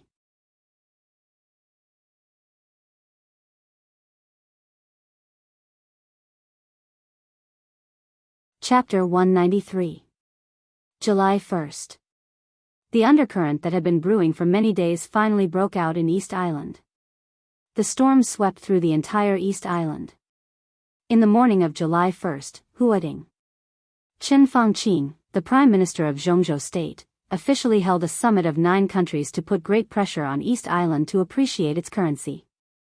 The leaders of Zhongzhou State, Star State, Canada, Germany, the United Kingdom of Great Britain, Gaul, Snow Country, Italy, and Mountain State all rushed to Huading to attend the meeting. Almost at the same time, a large number of international financial speculators poured into the foreign exchange and futures market of East Island with unimaginable huge amount of capital. They cooperated with the political means of the summit of 9 countries to push the currency of East Island to appreciate. A large group of prominent and noble surnames appeared in the sudden currency war, shining with unparalleled dazzling light. Rothschild, Morgan, Westminster, Habsburg, the Wang family of Beihai, the Flourishing Age Fund. In just one day, the financial order of East Island became messy under the impact of a huge amount of capital. East Island, which was almost stunned, finally reacted. The crazy appreciation of East Island's currency was a devastating blow to the economy of East Island, which had not yet walked out of the economic recession. Therefore, there was no need to summon people. All the consortia of East Island and all the major banks spontaneously united together, desperately resisted, and protected the currency of East Island. The whole foreign exchange market was suddenly filled with smoke. The two sides were entangled together, and it was hard to tell who would win. This could be said to be the first currency war in recent years that was obviously premeditated. There were traces of human activity everywhere. Due to the time constraint, many of the arrangements were not very clever, but every huge flow of funds carried an irresistible momentum. East Island was fighting back desperately, and they didn't care about anything. But more and more international capital flowed into the foreign exchange market of East Island. The stalemate lasted for less than a week, and the so-called balance was instantly broken. The currency of East Island soared, even skyrocketed. After nearly a week of sleepless games, every fluctuation represented a large amount of money invested or lost, and the curve started to rise. For every financial giant that participated in this currency war, this was a feast for all of them. But for East Island, it was the end. East Island, which held a large amount of foreign exchange from Zhongzhou State and Star State, was completely robbed of the wealth it had accumulated for decades. The economy of the whole East Island almost collapsed. The prices in East Island were rising at an astonishing speed, and a lot of export businesses were put on hold. The bloody storm in the currency war spread like a large shadow, covering all classes in East Island. Voices of resentment filled the air, and the people were seething with resentment. In just 1 week, the currency of East Island appreciated by 1.25 times. For East Island, this was an unstoppable disaster. Although the fiercest war had passed, there were still a lot of funds pouring into East Island. Even the most famous economist in East Island said with a desperate attitude that the appreciation of East Island's currency had not come to an end. They expected that the currency of East Island would slow down when it appreciated by 2 times, and the final peak should reach about 2.5 times. If the currency of East Island appreciated by 2.5 times, it meant that tens of trillions or even more of wealth would be plundered and flowed to all over the world, and the economy of East Island would go back for at least 20 years. Under the disaster, chaos broke out in an unstoppable manner. In just half a month, countless companies and groups in East Island declared bankruptcy, and people lost their jobs every day. There were crowds in front of official institutions, and the crime rate soared. The financial groups kept putting pressure on the government while contributing money and manpower. A lot of officials fell from power for various reasons, and a lot of civilians went bankrupt overnight. The chaos was like a storm, spreading to all classes, getting worse and worse, and getting out of control. East Island, which was peaceful a few months ago, seemed to be on the verge of completely losing control. Everyone was in a terrible predicament. As the leader of the Special Warfare System of East Island, Shinichi Miyamoto felt especially stressed. The chaos of the Special Warfare System, the collapse of the currency order, and everything was interconnected. The future of East Island was dark. As the only superior of the invincible realm in East Island, Shinichi Miyamoto was facing considerable pressure almost every second. The financial groups, the cabinet, the royal family, the media, it was even said that many officials were ready to hold the Divine Wind Force accountable and ask the Divine Wind Force to give a reasonable explanation for their cowardice and incompetence. Everyone knew that the cause of all this was the fight in the Dark World. It was especially important for Zhongzhou State to control the special warfare system of East Island this time. As for the summit of the 9 states held in Heartwarming, the leaders of other countries might not follow Zhongzhou State's lead. But this action was extremely grand and profitable, so they didn't mind giving it a push. But it was only limited to the economic field. The fight in the Dark World was unavoidable. Many forces united and targeted each other. Now that they gathered in Changdao, the dark world and the economy were completely connected, and finally formed a very complicated situation. It was a stalemate and a dilemma. How to break out of this situation had become the primary problem that Shinichi Miyamoto was facing now. Fu Peak was covered with white snow. The flying wind and snow rolled over the headquarters of the Divine Wind Force. Several tornado-like snow pillars rose up from the top and the bottom of the mountain, majestic and spectacular. Shinichi Miyamoto stood on the highest snow-capped peak of the headquarters of the Divine Wind Force, motionless like a statue. The wind and snow all over the sky surrounded his body with a cold and deathly aura. The only superior of the invincible realm in East Island had completely concentrated his spiritual force, trying his best to perceive everything around him. In his perception, the vague danger between heaven and earth was still there, and it was getting stronger and more obscure. He couldn't detect the trace of the other party. Only a faint but extremely sharp killing intent came through the wind and snow from all directions, as sharp as a knife. Shinichi Miyamoto frowned subconsciously. The snow covering him fell off one by one. He took a deep breath, and there was a trace of coldness and anger in his deep eyes. Over the past half a month, he had received countless calls. Some were from the office of the Prime Minister, some were from the royal family, and some were from various consortiums. On the phone, the tone of the other party was different.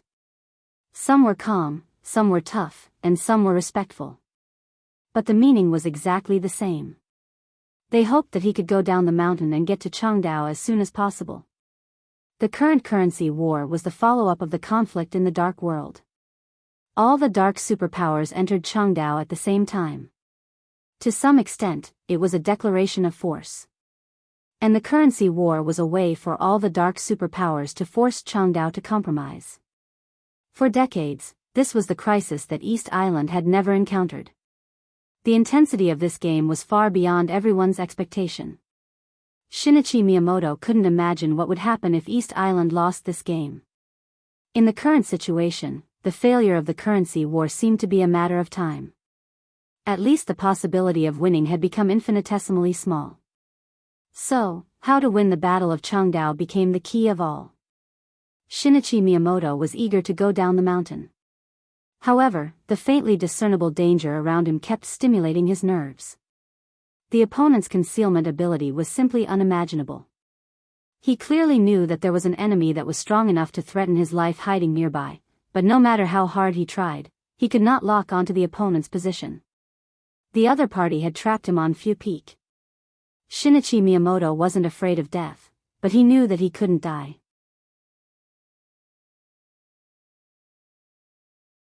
Once he died, even if he was seriously injured, the situation that could still be maintained might completely collapse, and then everything would be irreversible.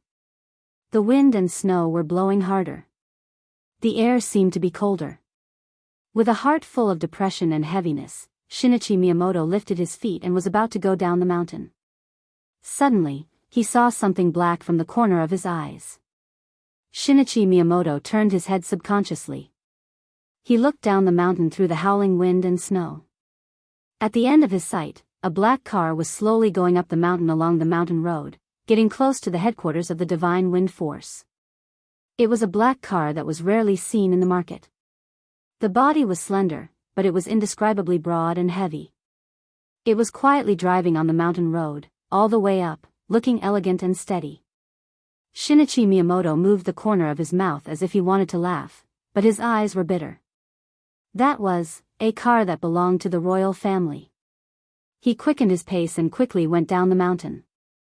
The black car went up. Shinichi Miyamoto went down.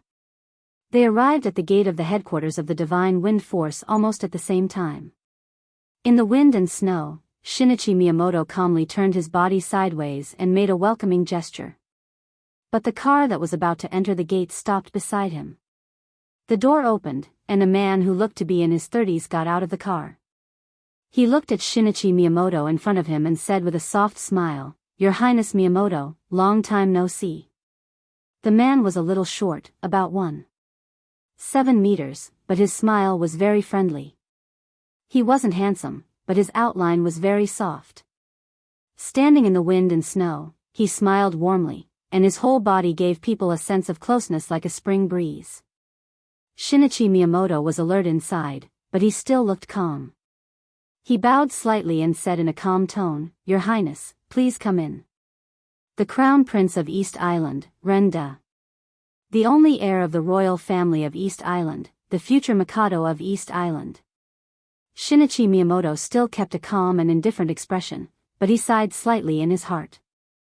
When all the social classes in East Island were about to collapse, Shinichi Miyamoto expected that someone from the royal family would come to put pressure on him. But it was Crown Prince Rend who came, which was beyond his expectation. This fully showed how dissatisfied the royal family was with his current performance. No need. Crown Prince Rend was still smiling. In the wind and snow, his face seemed to be wearing a mask that was fading away. His smile faded, and his eyes became cold. "I don't have much time. Today, my father asked me to come here and ask you, Your Highness, what do you think of the current situation in East Island?" Shinichi Miyamoto frowned. He didn't want to speak, but he had to. "Your Highness, the situation is chaotic now. I need some time, okay?" Crown Prince Ren didn't wait for Shinichi Miyamoto to finish and said with a smile, "Of course I have time. East Island could give you time, but who could give East Island time? You must know how many forces are gathering in Changdao, Your Highness Miyamoto, right?" Shinichi Miyamoto looked cold and didn't say a word, as if he didn't hear Crown Prince Ren's sarcasm. Fantasy world, Samsara, Dark Knights, Knights Templars, the Wang family of Beihai, the Jiang family of South America, the Polar Ground Alliance, the Heroes Club. Crown Prince Ren's tone became sharper and sharper. Almost all the superpowers in the dark world have gathered in Changdao, and some unidentified experts are also taking action. These people are either freelance mercenaries or experts who can represent the will of a country to a certain extent. Your Highness Miyamoto, do you still need time in this situation? Is 1 year enough? 10 years? Is one lifetime enough? Shinichi Miyamoto looked at Crown Prince Rend coldly and said in a gloomy tone, "Your Highness, please watch your tone. This is not the attitude a crown prince should have to a superior of the invincible realm. I know what you know. There are 8 superpowers in Changdao and they have made their positions clear, but I don't think they will unite. In fact, Knights Templars is on our side, and we can fight for the position of the Jiang family of South America. In fact, Fantasy World has already fought with the Polar Ground Alliance in Changdao. In fact, a team of nearly 20 people from the Heroes Club died in the raid of the Dark Knights." Crown Prince Ren sneered and said, "So what? All the superpowers are enemies with each other, but their common enemy is East Island. Do you really think Knights Templars will help us? They are only after their own interests. I'm sure that once the situation is out of control, Knights Templars will deal with us first. No matter how hostile the superpowers are to each other, the most important thing for them now is the interests of East Island. Your Highness Miyamoto, I can tell you some facts. Right now, a lot of people are contacting our 3 consortiums.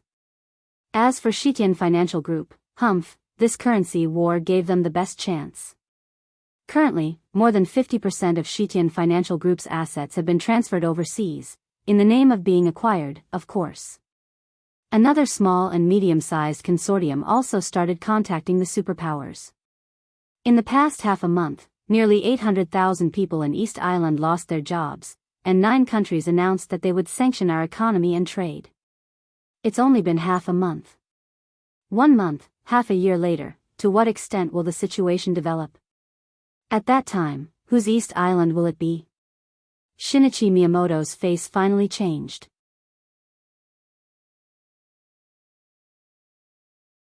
He knew some of the information that Crown Prince Ren said, but he didn't know some. At least, he didn't have the information about the consortiums. This shouldn't have happened. Right now, many of our consortiums and families are still supporting us, but because of your incompetence, they are about to lose confidence in the divine wind force. Your Highness Miyamoto, let's take a guess. What will they do when they lose confidence in East Island? Shinichi Miyamoto's face looked worse and worse. But once Crown Prince Ren's assumption became true, he shuddered at the thought of the consequences. He didn't want to care about Crown Prince Ren's tone anymore. There was something wrong with the intelligence of the divine wind force.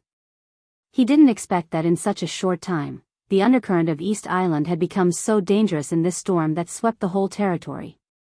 You know, Your Highness Miyamoto, the royals have always respected you. But your silence during this time has deeply disappointed the royals. Many people in the royals think it was a wrong decision to let you and Liohua Palace control the divine wind force.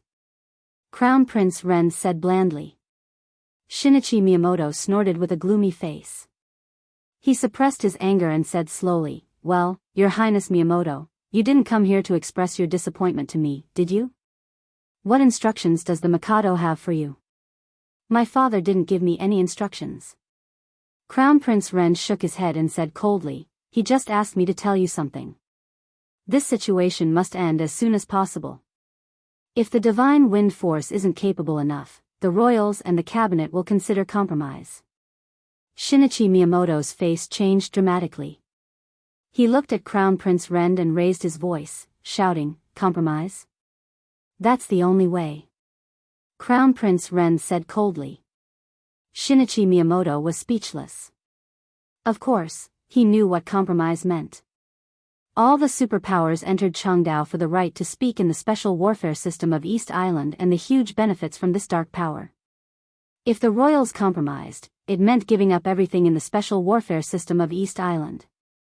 From then on, the whole East Island would become a dark world without the special warfare system, a battlefield for all the dark worlds to fight against each other.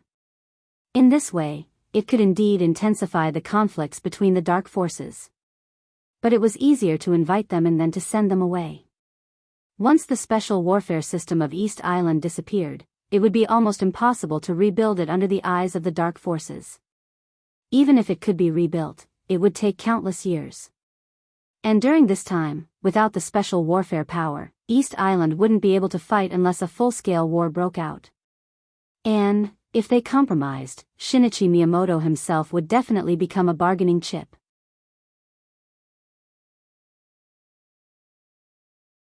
The superiors of the invincible realm were indeed important, but in front of the general trend, they were just non-entities. "We can't compromise." Shinichi Miyamoto gritted his teeth and said coldly. "The consequences of compromise are really serious." Crown Prince Ren said calmly, "But the consequences of not compromise are more serious. The special warfare system will be destroyed, the economy of East Island will collapse, all the consortiums will betray East Island, and foreign funds will control the will of East Island and run amok. At least for now, we can't afford the consequences, can we? It's better to negotiate with them and compromise. Then, at least we can control something that belongs to us." Shinichi Miyamoto took a deep breath and said coldly, "Even if we compromise, who do you want to talk to?" "The Summit of 9 Nations." "Is it?" Crown Prince Ren glanced at Shinichi Miyamoto and said casually, "Of course we want to talk to Zhongzhou State." Shinichi Miyamoto kept silent, but he gradually understood the plan of the royals.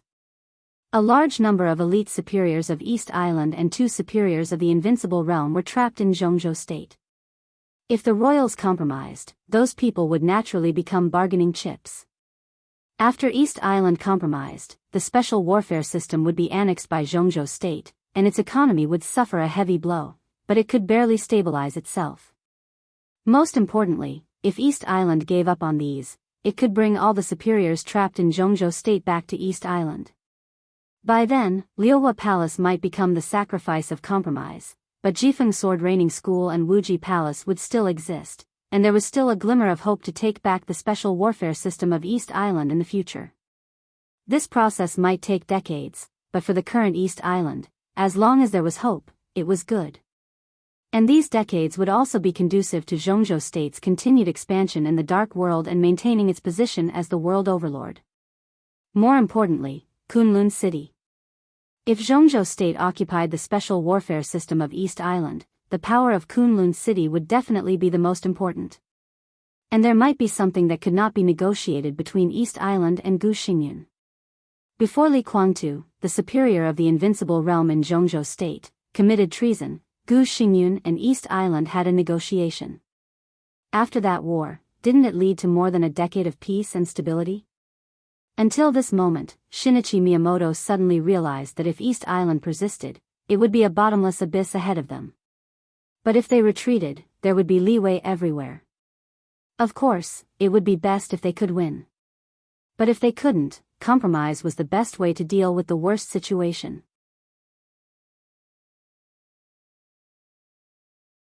And the price, specifically for individuals, was Shinichi Miyamoto's own life and the survival of Liohua Palace. Shinichi Miyamoto's heart kept sinking. The cold wind and snow on Fu Peak seemed to penetrate his body, chilling him to the bone. But his eyes gradually became determined. 7 days. After a short silence, Shinichi Miyamoto finally opened his mouth. His body gradually straightened up in the wind and snow, and the extremely sharp killing intent instantly spread out. The wind and snow between heaven and earth suddenly began to gather around his body. Shinichi Miyamoto stood where he was, but his body was like an indomitable spirit, with a kind of indifference that looked down on the world. Tell His Majesty the Mikado that I will solve everything in Chengdao within 7 days. He paused and then continued, East Island will never compromise. Under such a momentum, Crown Prince Rend, who was aggressive just now, seemed to be a little inferior. He took a deep look at Shinichi Miyamoto, nodded and said, 7 days? I will tell my father. Besides, I will go to Chengdao with Your Highness. Your Highness, are you going to join the war, too? Shinichi Miyamoto's tone was still indifferent. Of course. Crown Prince Rend said calmly, if we can fight, who will compromise? This war concerns the fate of East Island, as well as our life and death. He bowed deeply to Shinichi Miyamoto and said respectfully, Your Highness Miyamoto, please take care of me. Take care of each other. Crown Prince Rend nodded, turned around, got in the car and left. Shinichi Miyamoto still stood where he was, in the wind and snow. He didn't turn around until the black car left his sight. He said flatly, Come out. I've made up my mind.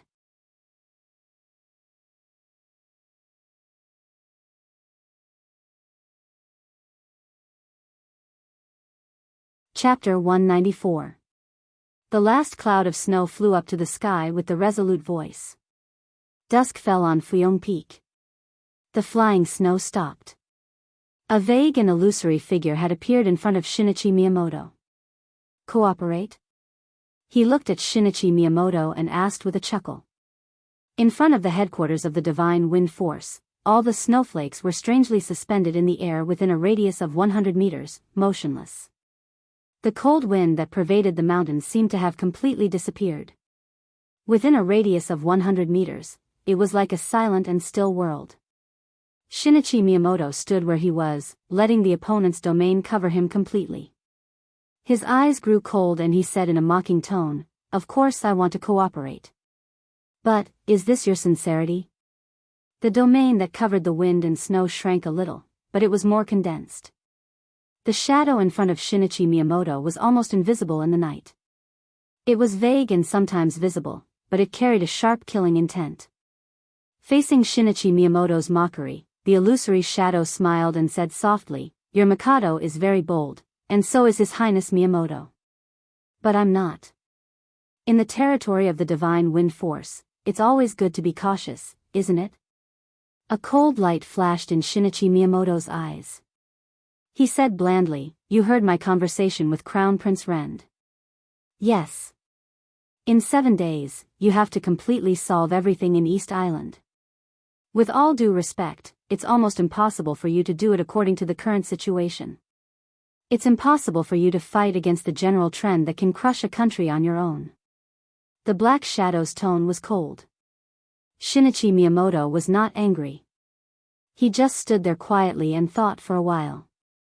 Then he said blandly, What if we cooperate? It's the general trend. No one can do anything about it. The most we can do is reduce the loss. The Black Shadow's body became clearer in the still domain. If we cooperate, no matter how bad the result is, the special warfare system of East Island won't be removed from the dark world forever. Shinichi Miyamoto was silent, as still as a statue. His Highness Miyamoto, I'm here with full sincerity to cooperate with you. You've imprisoned me for many days. Facing the current situation, haven't you made up your mind? The cold and creepy voice of the Black Shadow continued. Shinichi Miyamoto just sneered. At the very least, Shinichi Miyamoto treated the word imprisoned as *T, evil, who ranked third on the divine list in the dark world, was the top killer in the dark world. He might die, but how could he be imprisoned? Shinichi Miyamoto knew that he did not have the ability to imprison an invincible realm expert who ranked higher than him on the holy list. However, evil had been in the headquarters of the Divine Wind Force recently. He was so quiet that he didn't look like the strongest killer in the dark world. Shinichi Miyamoto was lost in thought.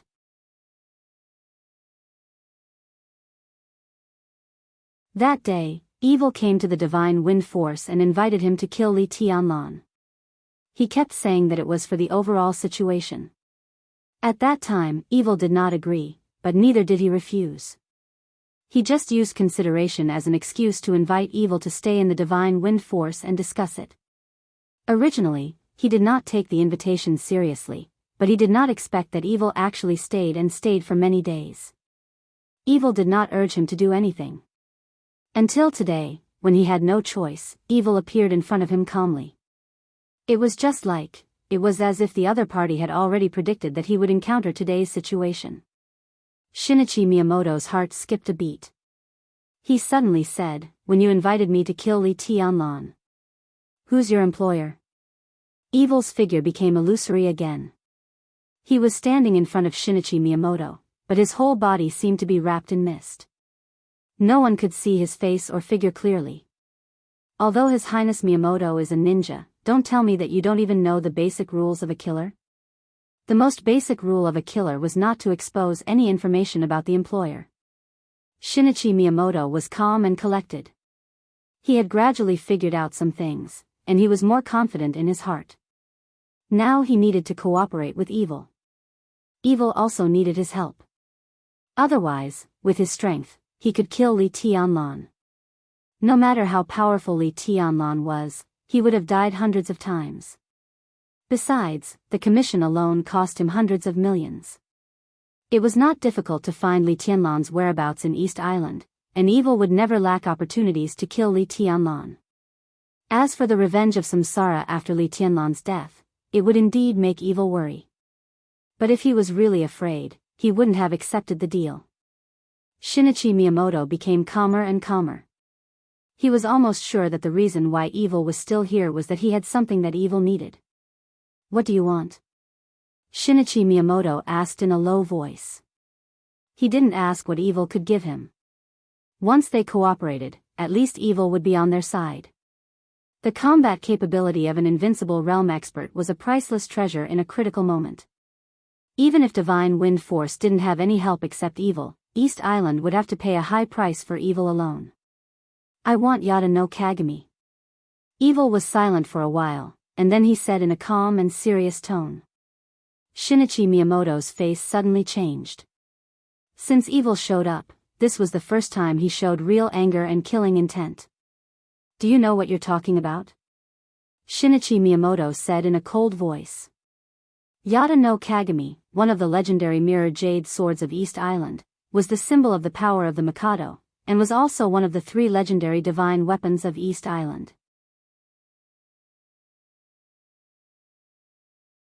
Most people thought that the legend was just a legend, but only a few people knew that the mirror jade swords of East Island did exist, and they were indeed divine weapons. But this divine weapon didn't have any earth-shattering lethality. To some extent, the 3 divine weapons were even more fragile than the most common porcelain. But the existence of the 3 divine weapons was really related to the fate of the country. Fate seemed mysterious, but it was fixed since ancient times. Fate, destiny, and fixed number. In that unknown or barely understood field, there was a hidden power that everyone was in awe of. It didn't seem to exist, but it was everywhere. And the 3 divine weapons of East Island stored the fate of the country of East Island. The three divine weapons symbolized the power of the royals. When the special warfare system of East Island was first established and before Wuji Palace was founded, the Mikado gave Yada no Kagami and Kusanagi to Ryohwa Palace and Jifeng Sword Training School respectively, and Yasukani no Magatama was placed in the headquarters of Divine Wind Force, which represented the absolute control of the special warfare system of East Island by the royals. After the establishment of Wuji Palace, the Mikado gave Yasukani no Magatama to Tianhai Wuji. Now the three divine weapons belonged to the three major schools, which regarded them as their lives. The royals didn't seem to have any real power in recent years, but the special warfare system was the most fundamental thing of the royals. That was why Shinichi Miyamoto lost his composure when he learned that the royals were going to use the special warfare system as a bargaining chip. It could be seen how miserable the Mikado was when he made this decision. But even if it was a compromise, even if the Mikado gave up Ryohwa Palace and the special warfare system temporarily, he couldn't give up Yada no Kagami, the divine weapon that controlled the fate of the country. Evil asked for Yada no Kagami, which was crazy. Shinichi Miyamoto heaved a sigh of relief. Vaguely, he seemed to see a black hand taking advantage of the situation. In the chaotic situation, the Black Hand directly reached into the most inviolable area of East Island through evil. Black Hand, this code name, Black Hand? Shinichi Miyamoto's body shook violently. He suddenly guessed who evil's employer was. In the whole dark world, there was only one family that was most obsessed with fate. The Jiang family of South America. The behemoth that almost dominated Zhongzhou state. Shinichi Miyamoto suppressed his intense emotions and said coldly, "This is not something I can decide. But you should know very well that we can't give you Yada no Kagami no matter what." Evil was silent for a while, and his tone became solemn. "Maybe you should listen to what we can give you, no need." Shinichi Miyamoto rudely interrupted him and said coldly, "This is not something I can decide. A murderous weapon. Besides me, there is also an invincible realm expert and a half-step invincible realm expert. These bargaining chips are only for 1 month of Yada no Kagami. Just 1 month. We are just borrowing it. Can't His Highness Miyamoto make a decision with such conditions? Borrowing. For any high-level official of East Island, this was an extremely sensitive word. Back then, the Wang family of Beihai also borrowed their big island of Beihai. But for hundreds of years, they had no intention of returning it, and there was no possibility of returning it. If the Jiang family of South America was really behind evil, but in this situation, evil's bargaining chip was tempting enough. If they could make a deal, then East Island would have 3 superiors of the invincible realm and a murderous weapon. It was like sending charcoal in the snowy weather. I can understand why you hesitated at the beginning. When Li Guangtu committed treason, East Island was one of the biggest beneficiaries, wasn't it? Li Tianlan is also from the Li family. Maybe you want to. Oh, your plan is good, but now you have no conditions to implement it. Cooperating with us is your only choice. After all, we are the only ones who can help you get through this. Evil's illusory figure became clearer and clearer, and his tone became more sincere. Is Li Tianlan related to Yada no Kagami? Shinichi Miyamoto asked. To be exact, both Yada no Kagami and Li Tianlan are related to us. Coveting the divine weapon of East Island, Shinichi Miyamoto narrowed his eyes and said calmly, "The Jiang family of South America is really bold." The wind and snow in the sky suddenly quieted down. Evil's eyes instantly condensed like divine light. Shinichi Miyamoto said to himself, "You and the Jiang family of South America are not simply employers, right?" The Jiang family. I know Jiang Qinsong. I know Jiang Qinyan with the code name Black Hand. What about you? Or should I call you Third Master Jiang? Evil looked at Shinichi Miyamoto with cold eyes. After a long time, he said blandly, "What's the point of saying this? Miyamoto, my offer is good enough. We both take what we need. If you don't agree, I need to add one more condition."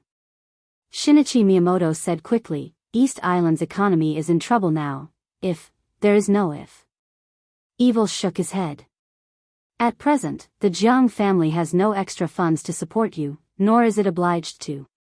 Our cooperation is limited to the dark world, that's all. Shinichi Miyamoto took a deep look at Evil and nodded coldly. The fact that the Jiang family didn't have extra funds meant a lot. For a giant like the Jiang family, its liquidity was definitely an astronomical figure, but now it didn't have extra funds. There was no doubt that the Jiang family's funds were also wreaking havoc on the economy of East Island. Somehow, Shinichi Miyamoto seemed to know where the two mysterious funds that almost destroyed the economy of East Island came from. At least one of them probably belonged to the Jiang family. An ally of the dark world, an economic enemy. The Yata no Kagami is very important. I have to report it to His Majesty the Mikado. Shinichi Miyamoto said blandly, before that, I can't give you any answer.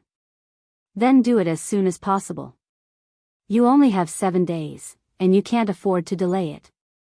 Evil chuckled and said.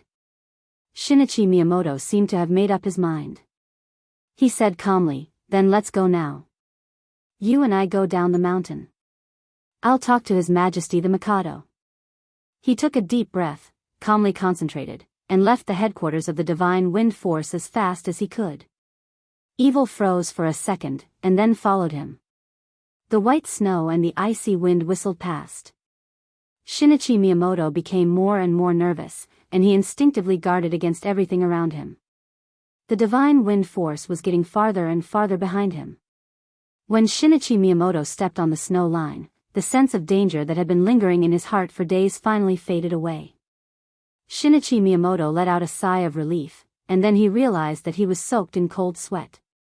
That unimaginable sense of oppression and lethal threat was simply inconceivable. Shinichi Miyamoto walked down the mountain with a gloomy face, and then he said goodbye to Evil at the foot of the mountain. One of them went straight to the Imperial Palace. One of them went straight to the airport. Under the night sky, Evil squinted and watched Shinichi Miyamoto's figure disappear from his sight. After a long time, he took out his phone, dialed a number, and said calmly, he agreed. Very good. On the phone, a calm and steady voice rang out. This is a disaster for East Island, but it's an opportunity for us. You must kill Li Tianlan as soon as possible with the Yata no Kagami. Evil agreed and was about to turn around. On Fu Peak. An earth-shattering bang suddenly spread in the dim night sky. The completely violent killing intent almost filled the whole Fu Peak. The original location of the Divine Wind Force's headquarters was suddenly as bright as day in the night sky. The crazy twisting airflow directly tore the snow-capped peak, and a large amount of flying snow rose up like a sky curtain. Vaguely, the whole headquarters of the Divine Wind Force was shaking. The violent killing intent rose to the extreme in an instant, and the twisting airflow was completely shattered. The sky curtain made of snow was torn by the killing intent, and the aura of death spread and disappeared. The flying snow fell to the ground, and the sudden killing intent disappeared in an instant, leaving no trace. In a trance, the explosion at that moment seemed to tear the heaven and earth. Evil suddenly froze on the spot. The corner of his mouth twitched. He held the phone and said with a bitter smile, the Divine Wind Force was attacked, and the opponent is an expert, a real expert.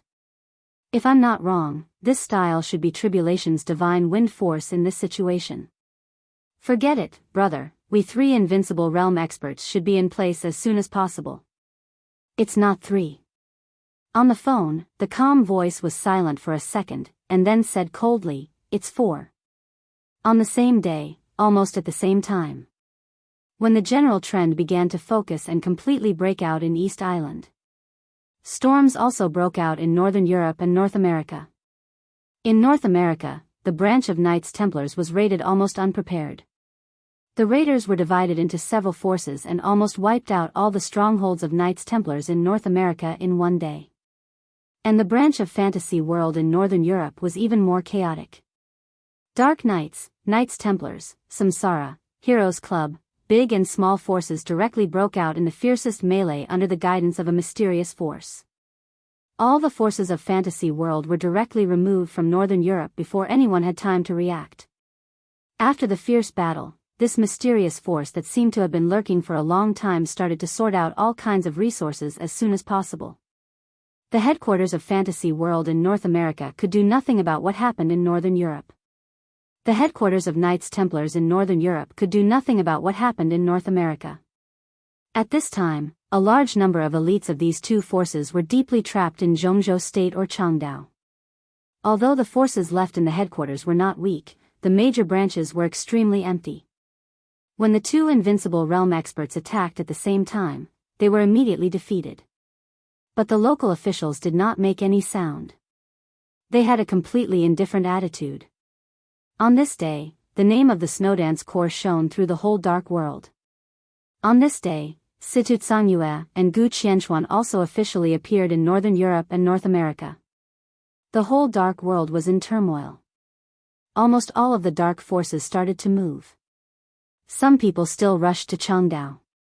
But some people began to rush to Northern Europe and North America. The general trend was still gathering in East Island, but the storm had swept through the whole dark world. East Island, North America, Northern Europe, there were opportunities and interests everywhere in the three battlefields. There were more than 3 battlefields. As the Snowdance Corps surfaced, everyone knew that the 4th battlefield was about to appear. Huading, Zhongzhou State. Everyone in the dark world was moving. They had to move. Under the general trend, even the superiors of the invincible realm were like nonentities. If they couldn't advance, they would die. Who could retreat unscathed? You're tuning into the Romantic Tales YouTube channel. Don't forget to subscribe and join us on this journey to catch the most captivating stories.